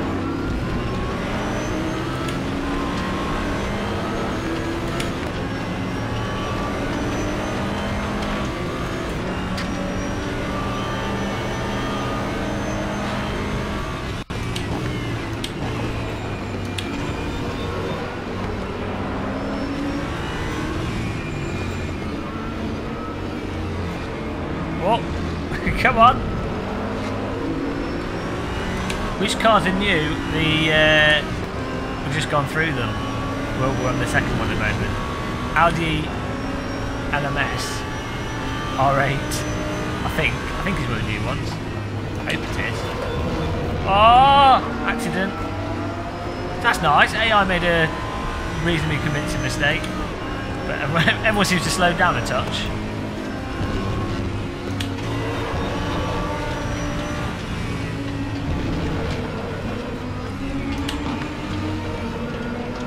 We've got one more car to go through.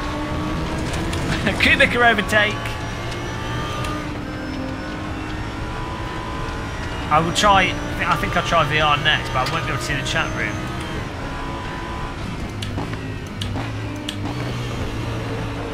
So I'll probably just give it a miss for now.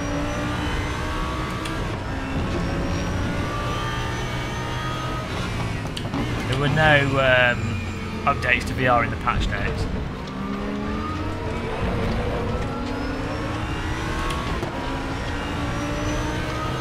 Oh, a bit too much sausage.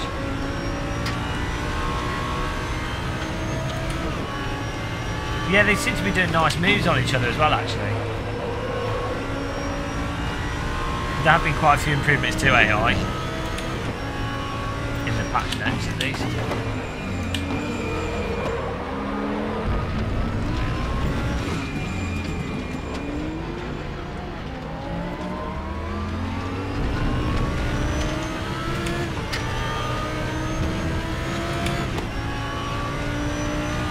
I think they did that a while back. I'll have to look into it. I just looked through the patch notes, I didn't notice anything on VR. Maybe I was just being a bit blind.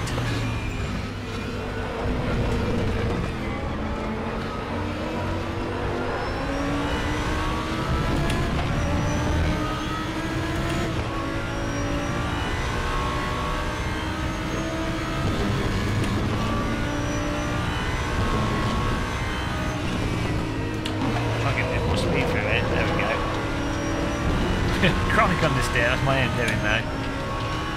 Really like the flow of Silverstone.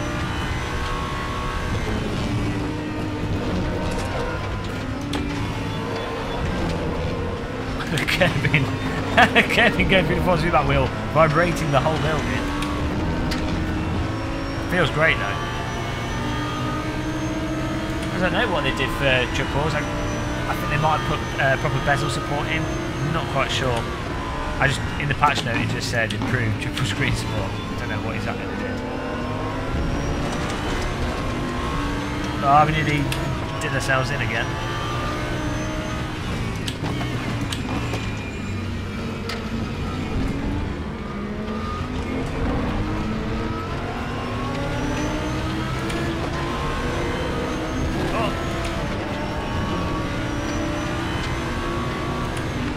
There's a you can change the scale setting.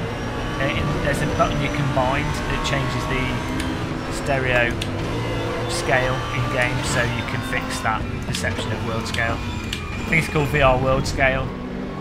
Some cars seem to be bigger than others, which is a bit weird.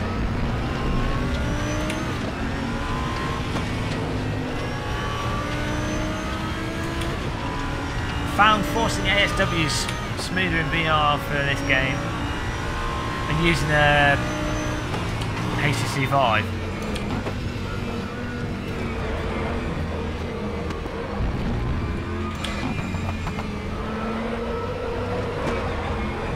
What track is this? It's the Silverstone in the United Kingdom.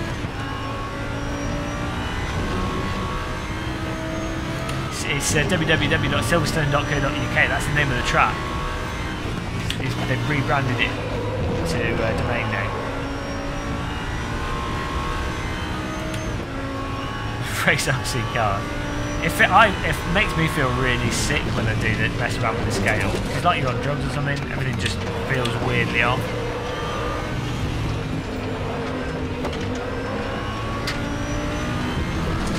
Bit of a shortcut. Nice and punchy force feedback from this car though.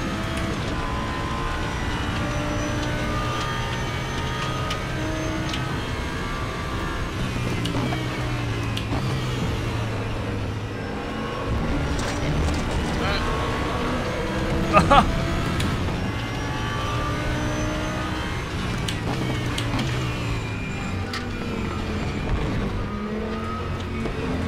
again, I have to say this is just a really nice, solid GT3 car. Absolutely fantastic, can't really fault it. A little bit more willing to turn in than the, what was it called again? The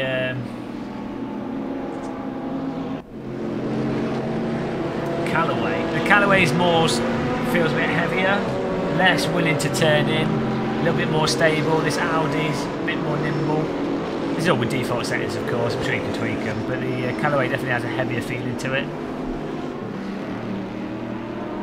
I downloaded this game for fun and couldn't find a single car to drive that wasn't behind a paywall. There's not that many cars that are completely free. Most of them are, you buy them in packs. That's just how it works. But you can try them all for free. So, lastly, the Mercedes-AMG GT3.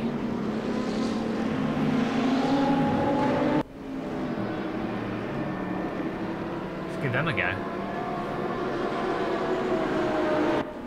I need a cup of tea as well.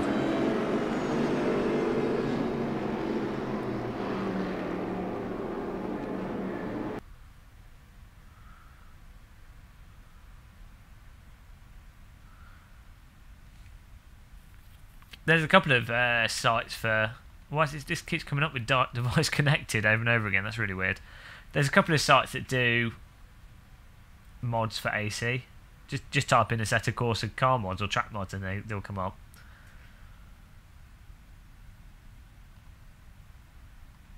So, let's try the Mercedes AMG GT3. Or GT3.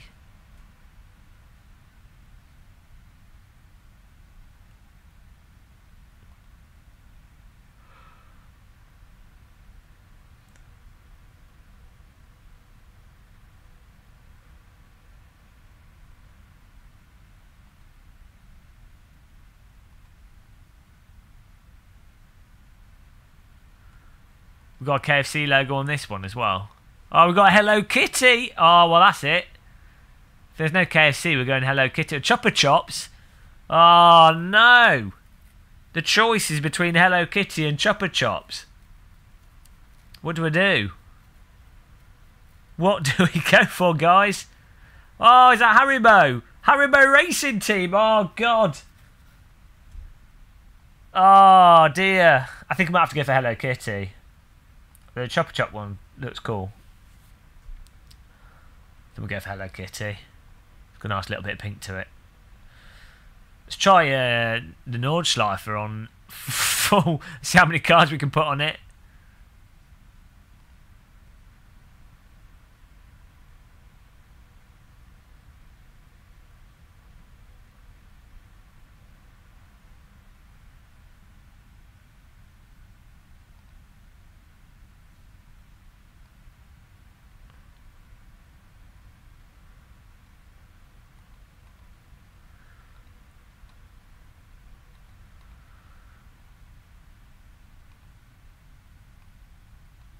Hundred opponents.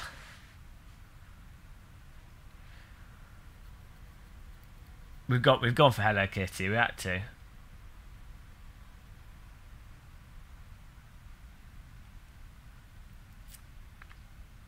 think we might just go straight for the race, actually.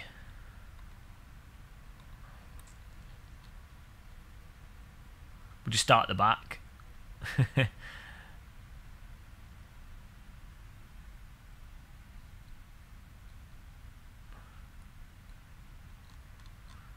How many places can we get if we start 100th? This is not going to work. Oh dear. Okay. Just going to go make a cup of tea as well. So we'll be back in a minute, guys. Don't go anywhere. Thanks for joining us, those of you in chat as well, though. It's time for everyone to make a cup of tea. It's tea time. Make a cup of tea, guys. Make a cup of tea. We'll be back in a second.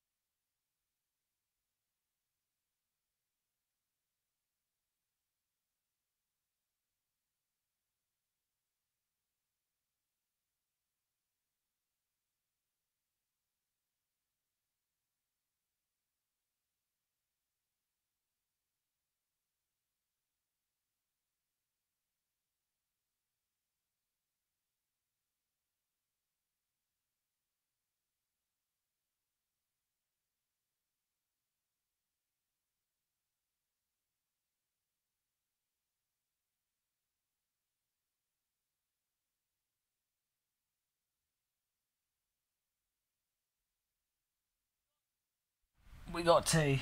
It's all good.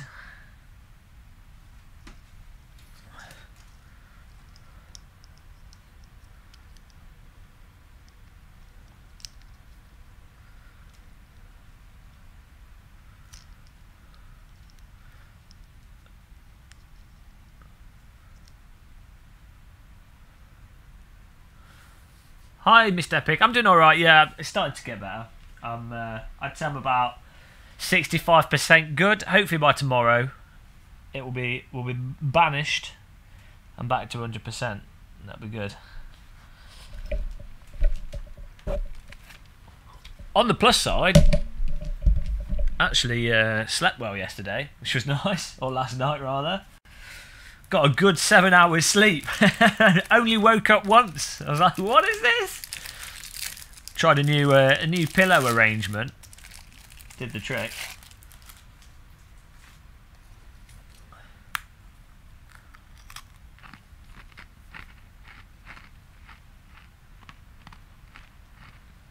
So, we're going to try the Mercedes-AMG GT3 Hello Kitty mobile. Oh, we have to have practice on so I can change the settings, so we'll do that. Put 5-minute practice on here. 100 car grid. Meow.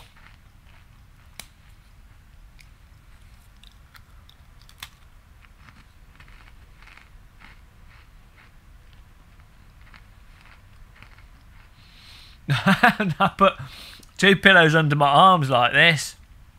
Seems to work. I was going to buy one of those pregnancy pillows because I need to try lying on my side, but it's not comfortable. I always end up on my back again. You should put a tennis ball on your back to stop yourself sleeping on your back, but my side just hurts if I try and sleep on my side. So yeah, I was thinking of getting one of those pregnancy pillows, trying that. But 2 pillows under the arms did the trick. I felt like I was, I don't know. It's like the Arnold Schwarzenegger sleeping position. Ridiculous. No, in Race Room the AI are pretty light. Race Room's like the AI in R Factor 1, Automobilista R Factor 2. You know, you can put tons of AI on the screen and it seems to be alright, yeah. G-Motor handles it well. Distinct lack of Wafoo pillow. That's probably what's gone on there. We don't have enough Wafoo.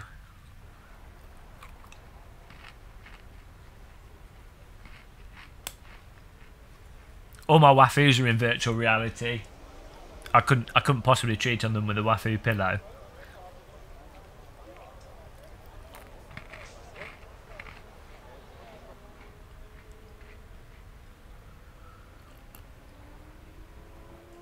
Need like a Twinings tea anime character. Although this tea, what is this? This is Twinings, but it tastes funny. I've got through my old tea box. We're now in a position to finally buy some new Twinings tea bags. I've got through all my old tea bags in the course of a week, which is amazing. Some of them are about 2-3 years old, but they were sealed, so they're fine.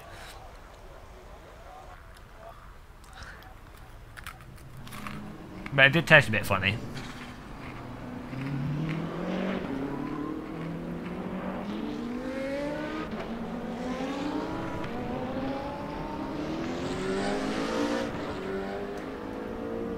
Yeah, don't get them. What a disaster. McVitie's redeemed themselves with the family box though. They made a mistake with the thins, but the family box was alright. See, mirror, mirror, mirror. Yeah, I'm running everything on max at the moment. In 2D, I can just put everything on full. This is running on absolute max, and also the stream quality is 1080p, 4 kilobits up. You know what?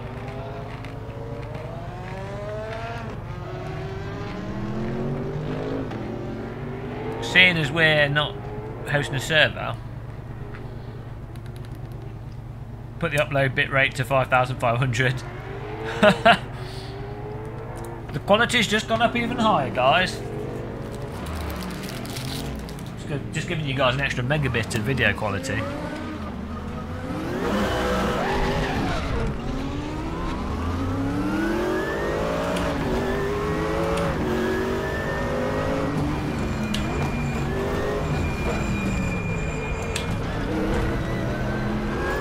Oh!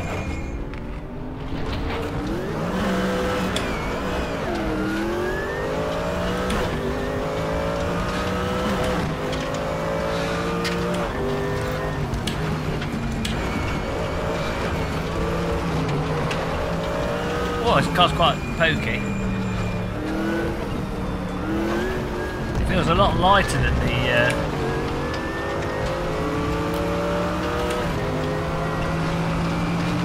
Audi.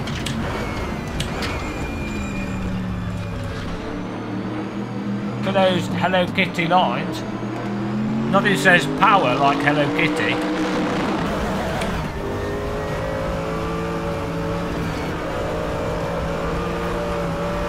Well, this car's a bit murderous.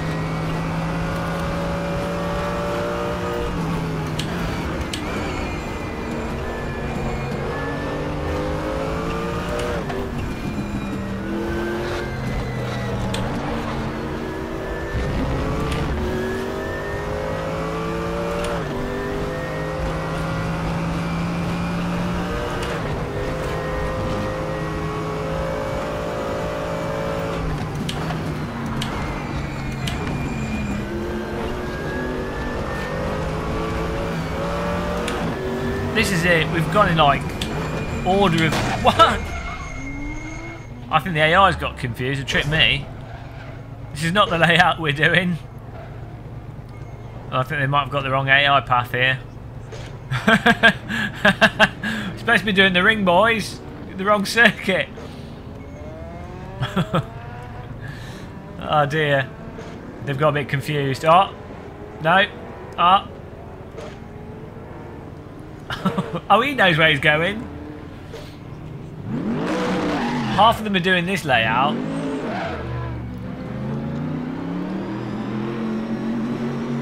Half of them are doing the other layout. There seems to be some confusion.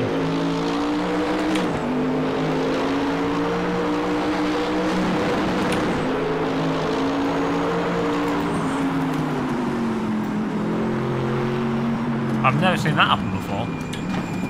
I wonder what's going to happen in the race. We're not doing the big track. Hi Burning Star. Finally found my settings on ActiveBoss. Now feels almost like a real beamer. Nice. It's all about them settings.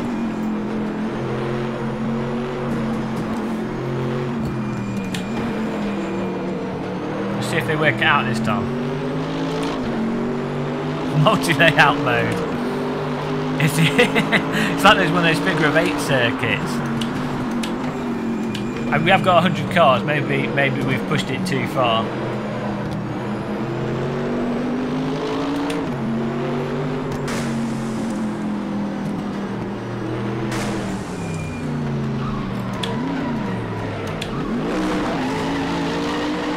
Okay. Enough of that tomfoolery. End of the session.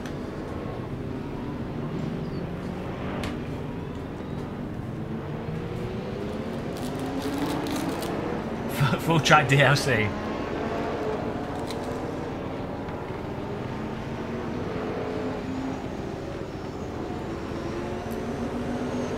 I don't think they will in Race Room. I think they will do in GT3.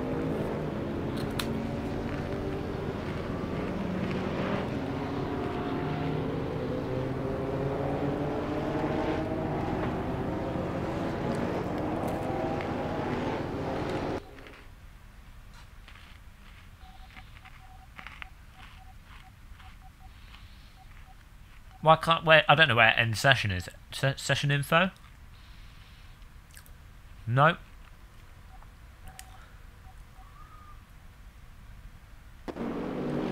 Ah, end session.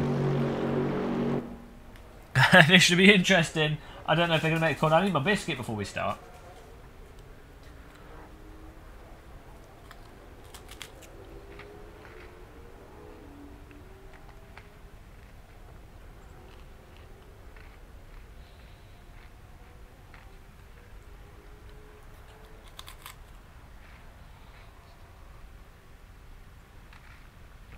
Yeah, some cars went the right way.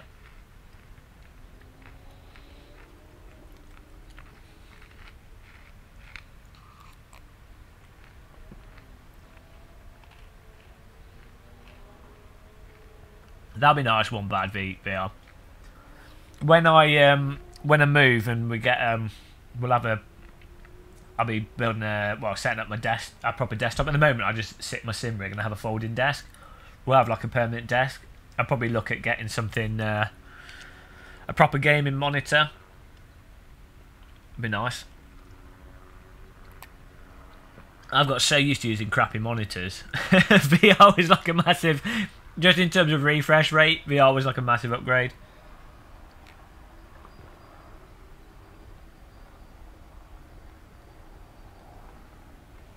Okay.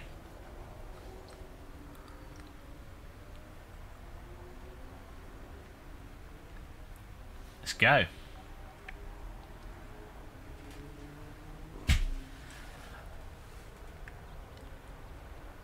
$100 cars. Is this going to crash? 100 cars. I mean, just think of how much each one of these cars is like 250 to 500,000 pounds, if not more. We've got the whole of the Irish economy on the start line here.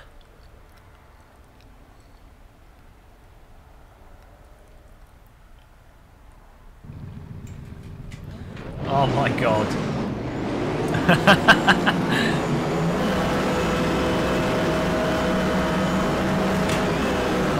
Oh! Okay, don't move, Bob. Oh dear. It's alright, they're not going anywhere. Bit of a jam. Bit of a jam here. It turns out 100 cars probably need a rolling start for a 100 car grid. Robert Kubica overtake here. Oh, what a line. There we go. Game's running. It's slowing down a little bit. I think we're on about 40 FPS. Absolute maximum settings and everything.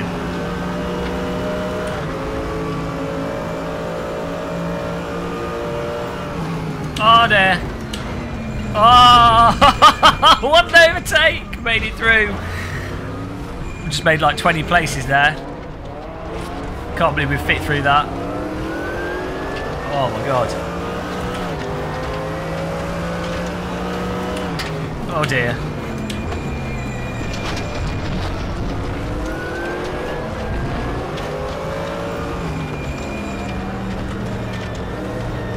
'69th, my favourite position. I'd feel at home in position 69. I can't think why. Oh, there's more cars loading in. I think we've got a maximum of like 50 cars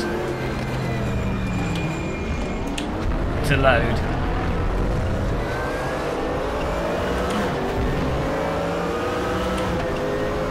Back into 70th. Oh dear. Oh dear.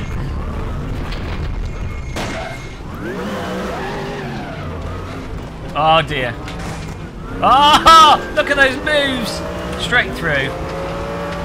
Almost halfway up the grid.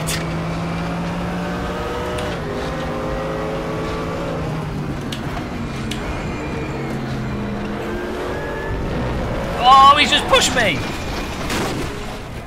No. That's ridiculous.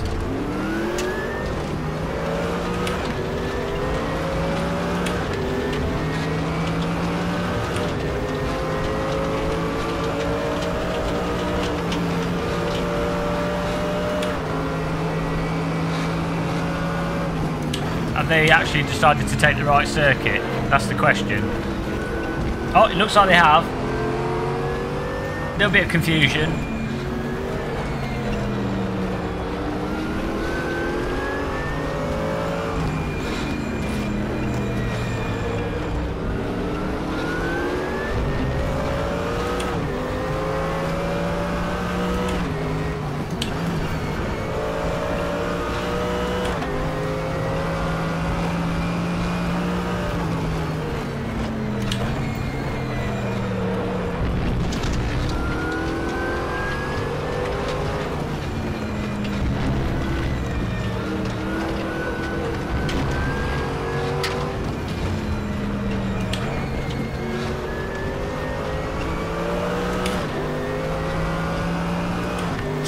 place ahead of 70th.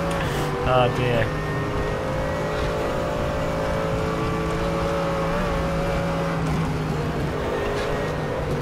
Oh, hold on.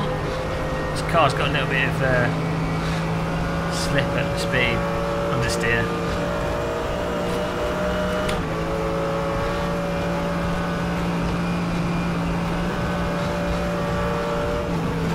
Oh no!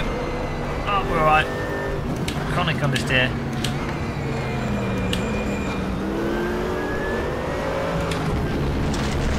Oh no! A bit wide.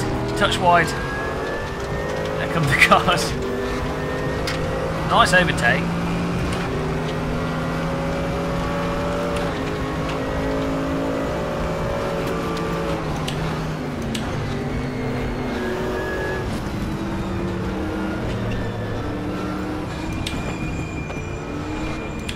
I think this car's a little bit floaty, for my taste. It's not as satisfying as that Callaway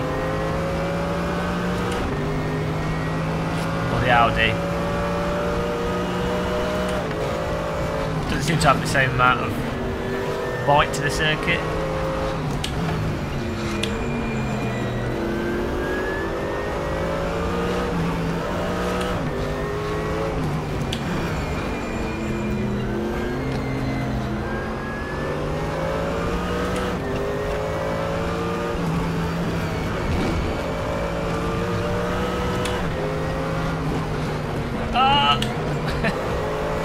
So little track.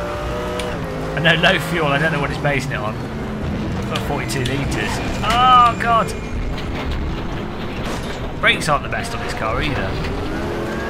We're going backwards. Hang on, I'm always back in our favourite position.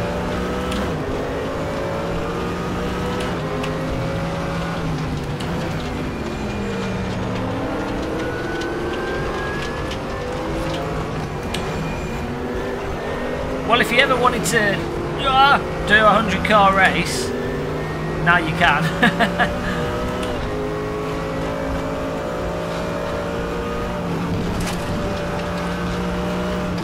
I think the fuel meter's a bit drunk in this car.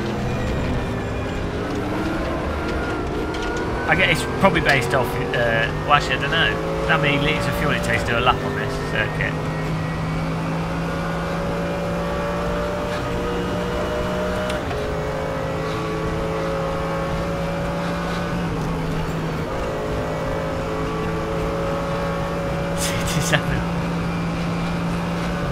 Yeah, we did some streaming on Project Cars 2 yesterday. We'll probably do some more Project Cars 2 later. I didn't notice anything other than the tyre skid sounds and the sort of multiplayer join session button stuff. It didn't seem like there was massive changes with the patch. Other than I think it's just like stability stuff really, rather than shattering improvements or changes.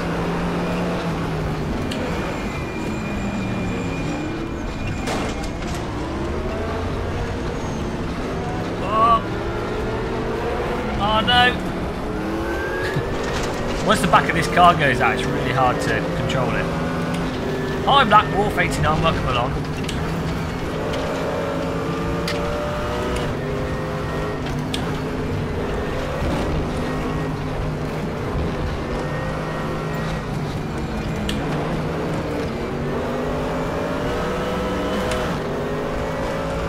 Yeah, I think of the 3 DLC cars, this is my least favourite. The Audi is probably the best, then the Callaway Corvette.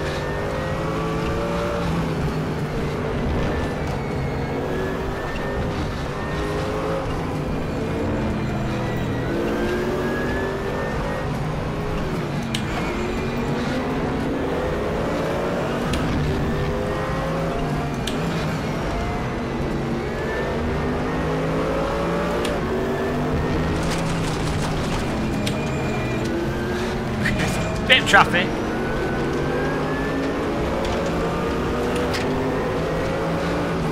Well, the car collision sounds in this Marco are certainly better than the dustbin lid they've got in GT Sport. I don't know how they thought a dustbin lid was a good sound to have playing constantly for any type of car collision, it's always the same dustbin lid sound.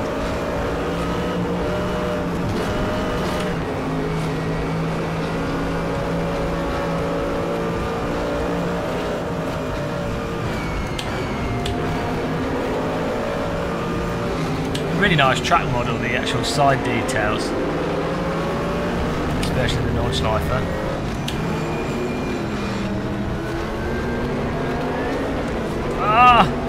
On the power, when the back of this car comes out, it just doesn't settle. Oh, Competizione P45 off-road action there. Nice car, that.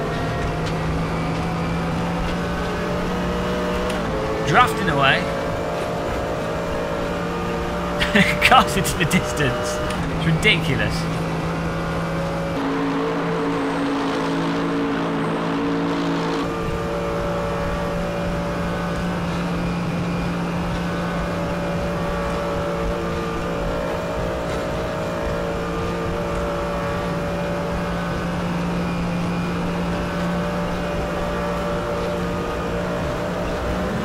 Whoa!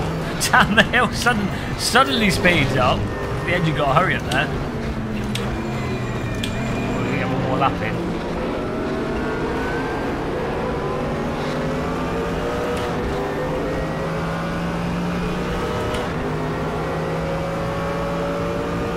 Whoa! No!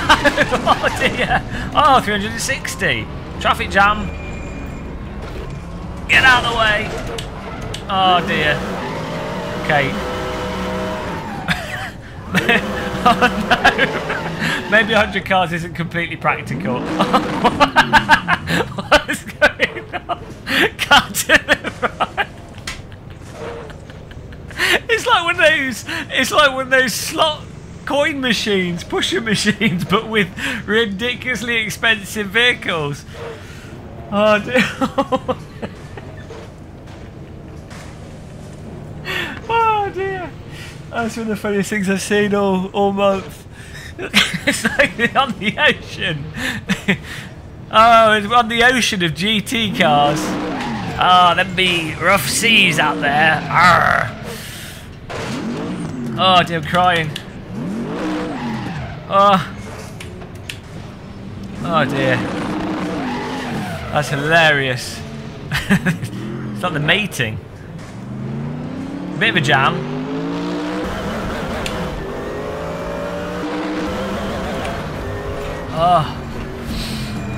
Oh dear. Yeah, I mean 100 cars, probably not that practical. It's on top. Here we see the mating ritual of the GT3 class car. Yes, an invasive species that's taken over many multiplayer servers, spawn once a year at the Nordschleifer in Race Room Racing Experience. They swim up the Nordschleifer to meet at the start-finish line, where they begin their mating dance. You saw it here, guys. It's the first time it's ever been captured on camera. BBC Planet Earth 3 sneak preview, 1080p live stream footage right there.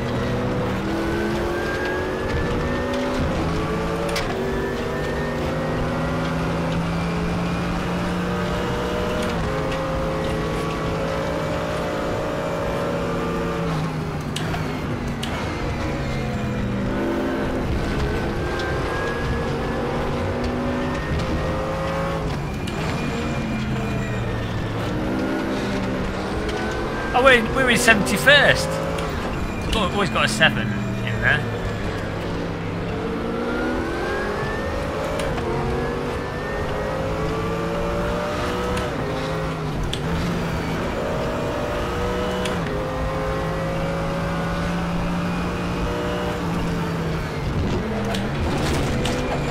Ah! Just thought I'd test the wall. It's still there.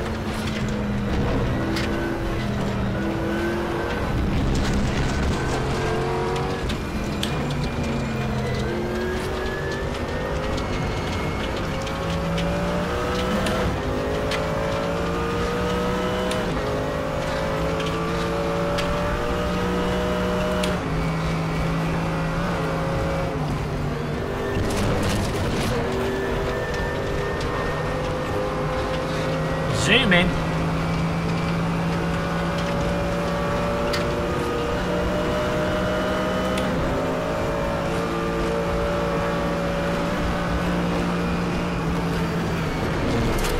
Oh, it's really funny how they've got like mini curbs on this circuit. Oh dear. There goes the bonnet.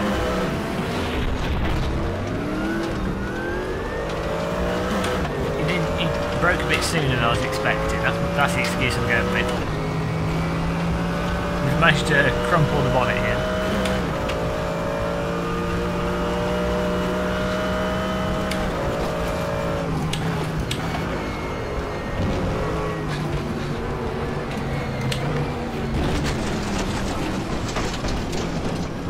The Game of Muscle Racing line, you guys might not have seen it. It's a controversial line through those corners.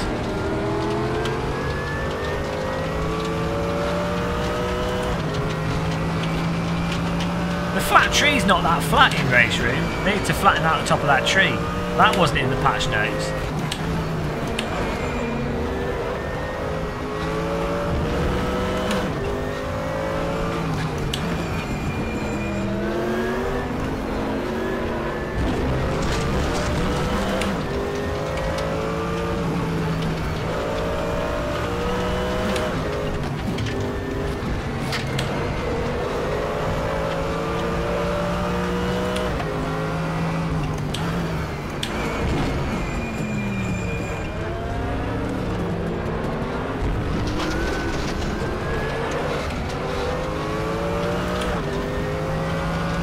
I don't know. We just haven't got round to the old crew chief in it.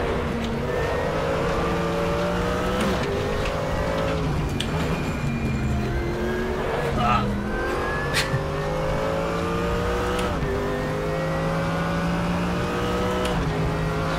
Game of Muscle Dirty Boy.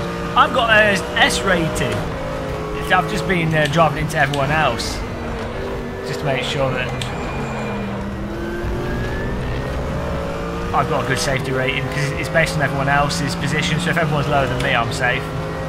So I just have to crash everyone else to keep my rating up.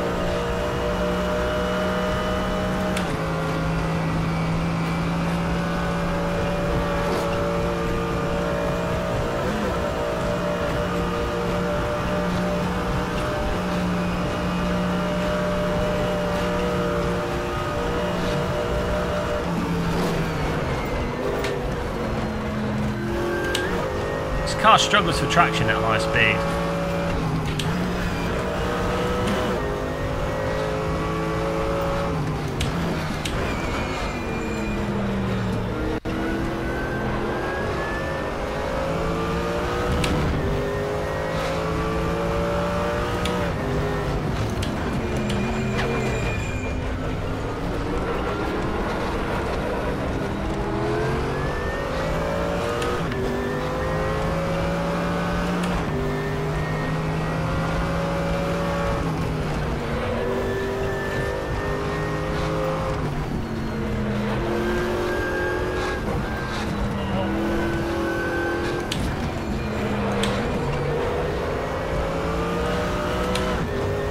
Got a gap from the cars behind us, I guess we must have took them out.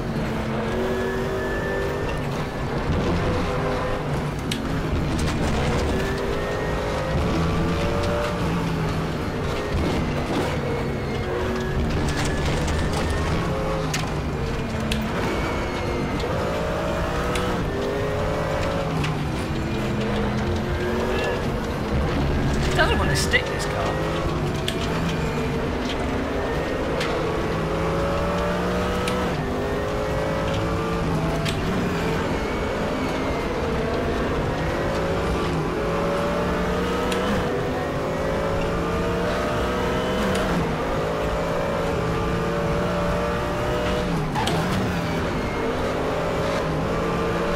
We can get in a draft for the straight.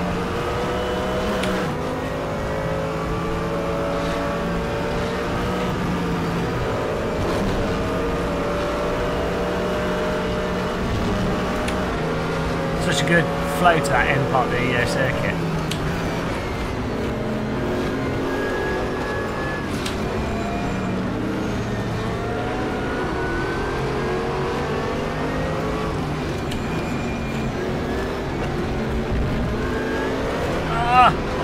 throttle.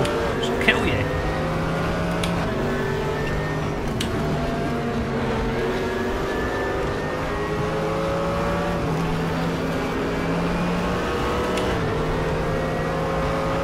I don't have VR set up with the streaming computer at the moment. I tend to stream in 2D, it's just easier as well. Oh!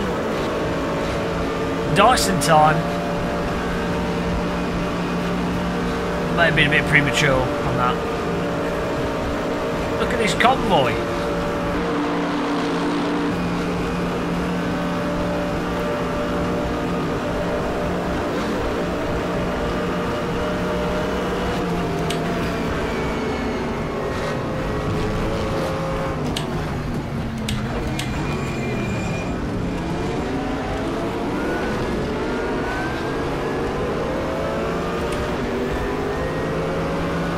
Where are they going? This guy's cheating. Well, there you go. 100 cars. Nordschleife and GT3. I think that's the worst of the pack. That car, to be honest. I think the I think the Audi's probably the best. Then the Callaway, and then the Mercedes. That's what we're going for. But there you go. It seems. I mean, it just seems that the update is mostly just tons of polish. The 64-bit allowing it to use memory, so you can have more cars and do ludicrous stuff. AI seems a little bit improved. Not when you put 100 cars on the grid, but with a normal race, they seemed a little bit better. And those cars perfectly fine. The last one, not my favourite vehicle, but the other two, totally solid. They're all pretty solid, to be honest. There's nothing wrong with them. But there you go. That is Race Room Racing Experience. That's the update to Race Room Racing Experience. I think we can... Device connected, just in case you forgot. I think we can... I'm going to stop the stream. We'll start again, and we'll go. I think we'll do some Project Cars 2 and continue our continuation of the Project Cars 2 evaluation, which we started last night. But Race Room, as I say, absolutely fantastic. Check out for free. Go to Steam, download it. There's free content on there, and there's also you can demo any of the cars. So you can just give them a go.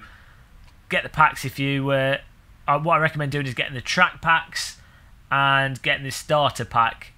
Because then, you know, if you see one car you like, you can join a server just with the one car. You don't have to have all the cars. So we'll be back in a bit, though. I hope you guys enjoyed that testing of the Race Room Experience patch. 2 hours and 30 minutes of sheer excitement. Be back in about 15 minutes, guys. Take care. Don't go anywhere. Goodbye.